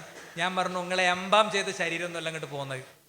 എംബാം ചെയ്ത ശരീരമാണെങ്കിൽ വന്ന് മയ്യത്ത് സ്കരിക്കലാണ് പ്രാർത്ഥന. നിങ്ങളടുത്ത് പഴയ നിങ്ങളൊരു വിവരം ഉണ്ടല്ലോ, ആ വിവരം അതൊന്ന് നടപ്പിലാക്കി കളിയായിരുന്നു. സ്ക്രൂ ഡ്രൈവറും ഒക്കെ എടുത്തിട്ടാണ്ട് ഇരുന്നോളി, പഴയ മെക്കാനിക്കാണ്, പണിയാണ് തുടങ്ങിക്കോളി, അപ്പം റിസ്ക് കിട്ടും. വീട്ടുകാരോടൊന്ന് പറയാം ചെറിയൊരു കൺട്രോളിങ്ങിനൊക്കെ. അതുപോലെ നിങ്ങളെ മുമ്പ് കൺട്രോൾ ചെയ്ത് നിങ്ങളെ ഫാമിലി എനിക്ക് അറിയണമായിരുന്നു. ഫസ്റ്റ് തന്നെ വന്നിട്ട് നല്ല തെറിയ കിട്ടിയേ, കുറച്ച് കഴിഞ്ഞിട്ട് ഞാൻ വിളിച്ച് സുല്ലാക്കി, പിന്നെ വേറെ ഒന്നുമില്ലല്ലോ എന്ന് വെച്ച് പറഞ്ഞത് നന്നായിരുന്നു. മനസ്സിലായില്ലേ? അപ്പൊ ഇത് എവിടേക്ക് നമ്മൾ ഈ ടെൻഷൻ അടിക്കണേ? സ്വന്തം പെണ്ണിന്റെ കൂടെ പുതപ്പിന്റെ ഉള്ളിൽ കിടക്കണ കടത്തം, അത് നിങ്ങൾ എത്ര ഡോളറാ എത്ര റിയാലാ നിങ്ങൾ കണക്കൂട്ടണേ? LKG പഠിക്കണ കുട്ടിക്ക് അവള് സ്കൂളിൽ പോകാൻ കുളിച്ചു മാറ്റിയിട്ട് ഓളെ തോളിലേറ്റിട്ട് ബസ്സിൽ കൊണ്ടേച്ച് കൊടുക്കണേന് എത്ര റുപ്യ നിങ്ങൾ കണക്കൂട്ടണേ? +2 പഠിക്കണ മോള് പ്രണയക്കുരുക്കിൽ കുടുങ്ങി അന്യജാതിക്കാരന്റെ കൂടെ പോകാതിരിക്കാനുള്ള കണ്ണുകൊണ്ടുള്ള സെക്യൂരിറ്റി നിയന്ത്രണം, നാട്ടിൽ നിന്ന് അത് നിയന്ത്രിക്കണേന് എത്ര റുപ്യ നിങ്ങൾ കണക്കൂട്ടണേ? സ്വന്തം ഉമ്മ, വയസ്സായ ഉമ്മാക്ക് ഗുളിക പൊട്ടിച്ചിട്ട് വായിലേക്ക് ഇട്ടെടുത്തിട്ട് മാറത്തേക്ക് അവരെ ചേർത്ത് നിർത്തിയിട്ട് 1 ഗ്ലാസ് വെള്ളം അവർക്ക് കോരിക്കൊടുക്കണേന് എത്ര റുപ്യ നിങ്ങൾ കണക്കൂട്ടണേ? ആ പൈസയൊക്കെ കണക്കൂട്ടിയിട്ട് നിങ്ങൾക്ക് കിട്ടുന്ന പൈസ കുറയ്ക്കും. അപ്പൊ മൈനസ് ബാലൻസിലാണ് ഓടുക. നമ്മുടെ സ്വപ്നങ്ങൾ കതിർവരമ്പുകൾ നിശ്ചയിക്കണം, എന്നിട്ട് നമ്മുടെ യാത്രാ ദൂരം നിർണയിക്കണം. സുഹൃത്തുക്കളെ, കൊച്ചു കുട്ടികൾ വളർന്നു വരുന്നുണ്ട്. നമ്മൾ പോണ മീറ്റിങ്ങിന് ഇടക്കൊക്കെ ഒന്ന് ഓല കൊണ്ടുപോകുക. നമ്മൾ പോണ ദേവാസമത്തിൻ്റെയും യൂത്തിൻ്റെയും ഒക്കെ മീറ്റിംഗ് അല്ലേ, സൈഡിൽ അവിടുന്ന് ഒരു ചായയൊക്കെ കുടിച്ച് ഒരു നെയ്യപ്പൊക്കെ കടിച്ചവനോടെ ഇരിക്കട്ടെ. നമ്മൾ ഡോർ ടു ഡോർ നോമ്പോനെ കൊണ്ടുപോകുക. ഇപ്പൊ തന്നെ ഓനെ സംഘടനാ രംഗത്തേക്ക് കൊണ്ടുവരിക, സേഫായൊരു കൂട്ടായ്മയിലേക്ക് ഓനെ ആക്കി കൊടുക്കുക. അപ്പം എന്ത് ചെയ്യുന്നറിയോ? അവനൊക്കെ കണ്ടു പഠിക്കും, അവനൊക്കെ കണ്ടു വളരും. ഞാൻ ആദ്യം പറഞ്ഞ 2 കഥ നിങ്ങൾക്ക് ഓർമ്മ ഉണ്ടാകുക. അപ്പൊ സുരക്ഷിതമായൊരവസ്ഥ ഉണ്ടാകും. അവസാനിപ്പിക്കുകയാണ്. കാര്യങ്ങൾ ഒരുപാട് നമുക്ക് പറയാനുണ്ട്, പക്ഷെ നമ്മൾ അസ്ര നിസ്കരിച്ചിട്ടില്ല. അതുകൊണ്ട് എൻ്റെ സംസാരം ഞാനിവിടെ അവസാനിപ്പിക്കുന്നു. ജമ്മു കസ്ര ആക്കാത്ത ആളുകൾ ഉണ്ടാകുമെന്ന് വിചാരിച്ചുകൊണ്ടാണ് ഞാൻ ഇങ്ങനെ തന്നെ പറഞ്ഞത്. ഏതായാലും അള്ളാഹു കൂടുതൽ നല്ല രീതിയിൽ പോകാനുള്ള തൗഫീഖ് നമുക്ക് നൽകട്ടെ. സുഹൃത്തുക്കളെ, ഒരു കാര്യം ഞാൻ നിങ്ങൾ ഓർമ്മപ്പെടുത്തുന്നു. 2 ആള് തമ്മിൽ പിണങ്ങിയാൽ അവർക്ക് എന്തൊക്കെ യോഗ്യത ഉണ്ടെങ്കിലും ആ പിണക്കം മാറണത് വരെ അള്ളാഹ് എല്ലാ വ്യാഴാഴ്ചയും തിങ്കളാഴ്ചയും അമൽ ഉയർത്തുമ്പോൾ നമ്മളെ അമൽ അള്ളാഹു ഉയർത്തുകയില്ല, സ്വീകരിക്കുകയില്ല. തൗഹീദിന്റെ കൂട്ടായ്മകളിൽ പ്രവർത്തിക്കുക, എന്നിട്ട് അതിൻ്റെ വിശദാംശങ്ങളിൽ അങ്ങോട്ടും ഇങ്ങോട്ടും പറഞ്ഞ് തെറ്റുക, എന്നിട്ടോ തെറ്റിയിട്ട് പരസ്പരം മിണ്ടാതാകുക, യോഗം കൂടാതാകുക. ഇതൊക്കെ നമ്മുടെ കൂട്ടായ്മയിലേക്ക് ഇനി വരാനുള്ള സാധ്യത കൂടുതലാണ്. കാരണം നമുക്കിപ്പോൾ അങ്ങനത്തെ ശത്രുക്കളൊന്നുമില്ല. എല്ലാവരും ആയുധം വെച്ച് കീഴടങ്ങി അവരവരുടെ ഏർപ്പാടിന് പോവുകയാണ്. അപ്പം ശാഖയിലും മണ്ഡലത്തിലും ജില്ലയിലും ഒക്കെ എല്ലായിടത്തും ഇങ്ങനത്തെ പിണക്കങ്ങൾ വരാനുള്ള സാധ്യതകളുണ്ട്. നിങ്ങൾ അതിലെ കഥാപാത്രമല്ല എന്ന് ഉറപ്പുവരുത്തുക. ഞമ്മക്കല്ല ടൈറ്റിലൊക്കെ ഇങ്ങനെ നടക്കാം, പക്ഷേ പരലോകം ഉണ്ടാവൂല. കള്ളുടിച്ചിട്ട് തെറ്റിനെ കുറിച്ചല്ല, തമ്മത്തടിച്ച് തൗഹീദിന് വേണ്ടി പണിയെടുത്തിട്ട് തെറ്റണ സാഹചര്യത്തെക്കുറിച്ചാണത്. വിശാലതയുടെയും മാപ്പിന്റെയും ഏറ്റവും വലിയ ഉദാഹരണം മുത്തുനബി. സ്വന്തം ഭാര്യയ്ക്കെതിരിൽ വ്യഭിചാരക്കഥ പ്രചരിപ്പിച്ച അബ്ദുല്ലാഹിബിന് ഉബൈബിന് സുലൂലിന്റെ മയ്യത്ത് നിസ്കരിക്കാൻ പോയിട്ടുണ്ട് നമ്മളെ മുത്തുനബി. മയ്യത്തിന്റെ പിന്നിൽ നിന്നപ്പോ പ്രവാചകനോട് അന്ന് ഉമർ ചോദിച്ചു, നബിയെ ഇയാളെ മയ്യത്താണ് നിങ്ങൾ നിസ്കരിക്കണത്? ചൂണ്ടുവിരൽ കൊണ്ടും ചുണ്ടുകൊണ്ടും നിയന്ത്രിച്ചു പ്രവാചകൻ. 70 തവണ അവന് വേണ്ടി നിസ്കരിച്ചിട്ട് ഓൻ രക്ഷപ്പെടുകയാണെങ്കിൽ രക്ഷപ്പെട്ടിട്ട് ഉമറയെന്നാ പറഞ്ഞത്. മനസ്സിലായോ? പക്ഷെ അള്ള തിരുത്തി പോകണ്ടെന്ന് പറഞ്ഞ നബി തിരിച്ചു പോന്നു. അത്ര വിശാലത കാണിക്കുന്ന പ്രവാചകന്റെ അനുയായികൾക്ക്, തൗഹീദിന്റെ ആൾക്കാർക്ക്, മൻഹജിന്റെ ആൾക്കാർക്ക്, സുന്നത്തിന്റെ ആൾക്കാർക്ക്, ദഅവത്തിന്റെ ആൾക്കാർക്ക്, ദഅവത്തിന്റെ ഉത്തരവാദിത്തങ്ങൾ ഏറ്റെടുക്കുന്നവർക്ക് ഒരു കാലത്തും ഉണ്ടായിക്കൂടെ ഇങ്ങനത്തെ കാര്യങ്ങൾ. അതുകൊണ്ട് നമുക്ക് നമ്മുടെ ഡോർ ടു ഡോർ പ്രവർത്തനങ്ങൾ സജീവമാക്കണം. നമുക്ക് നമ്മുടെ സൗഹൃദ ദിനങ്ങൾ സജീവമാക്കണം. 7-ാം തീയതി സൗഹൃദ ദിനാണ്. ആരുമില്ല, നിങ്ങളെ ഭാര്യനെയും കൂട്ടി ഇറങ്ങിയും എന്താ പ്രശ്നം? ഭാര്യനെയും കൂട്ടി അറിയുന്നൊരു വീട്ടിലേക്ക് പോകാലോ, അവിടുത്തെ വീട്ടിൽ ചെല്ലാലോ, മക്കളെ കൂട്ടി ഇറങ്ങാലോ. അതിന്റെ കണക്ക് മേലേക്ക് റിപ്പോർട്ട് ചെയ്യും നിങ്ങൾ. ഇതൊക്കെ ചെയ്താലേ തൗഫീഖ് ഉണ്ടാവുള്ളൂ ജീവിതത്തിൽ, അല്ലേ? ഇതൊക്കെ ചെയ്താലേ തൗഫീഖുകൾ ഉണ്ടാവുള്ളൂ. ദഅവ രംഗത്ത് സജീവാകണം. അതേപോലെ തന്നെ ഇപ്പോൾ രാജ്യത്തെ പ്രത്യേക പശ്ചാത്തലത്തിൽ നമുക്കറിയാം, രാജ്യം ഒരു പ്രത്യേക സാഹചര്യത്തിലൂടെയാണ് പോണത്. അങ്ങനത്തെ ഒരു ഘട്ടത്തിൽ വോട്ടർ ലിസ്റ്റിൽ ആളെ പേര് ചേർക്കേണ്ട സമയമാണ് ഇപ്പോൾ. സംഘപരിവാർ ശക്തിക്ക് ഒരു വോട്ടെങ്കിൽ ഒരു വോട്ട് കിട്ടാൻ സാധ്യത ആരാണോ അവരെടുത്ത് നമ്മൾ പോകണം, അവരോട് സംസാരിക്കണം, ഒരു സംശയമല്ല. അത് നമ്മുടെ വിശ്വാസപരമായ പ്രവർത്തനത്തിൻ്റെയും കൂടി ഭാഗമാണ് എന്ന് നമ്മൾ ആത്മാർത്ഥമായിട്ട് വിശ്വസിക്കുന്നുണ്ട്. അതുകൊണ്ട് ഇതിലൊക്കെ സജീവമായി സക്രിയമായി ഇടപെടുന്ന സാഹചര്യം നമുക്കുണ്ടാകണം. അള്ളാഹു അനുഗ്രഹിക്കുമാറാകട്ടെ. അവൻ്റെ വിശ്വാസികളിൽ, മുഅ്മിനീങ്ങളിൽ, മുഖ്ലിസീങ്ങളിൽ അവൻ നമ്മെ ഉൾപ്പെടുത്തുമാറാകട്ടെ. അമീൻ അമീൻ. റഹ്മത്തി ഖാൻ റഹീമീൻ. അൽഹംദുലില്ലാഹി റബ്ബിൽ ആലമീൻ. വസല്ലല്ലാഹു അലൈഹി വസല്ലം.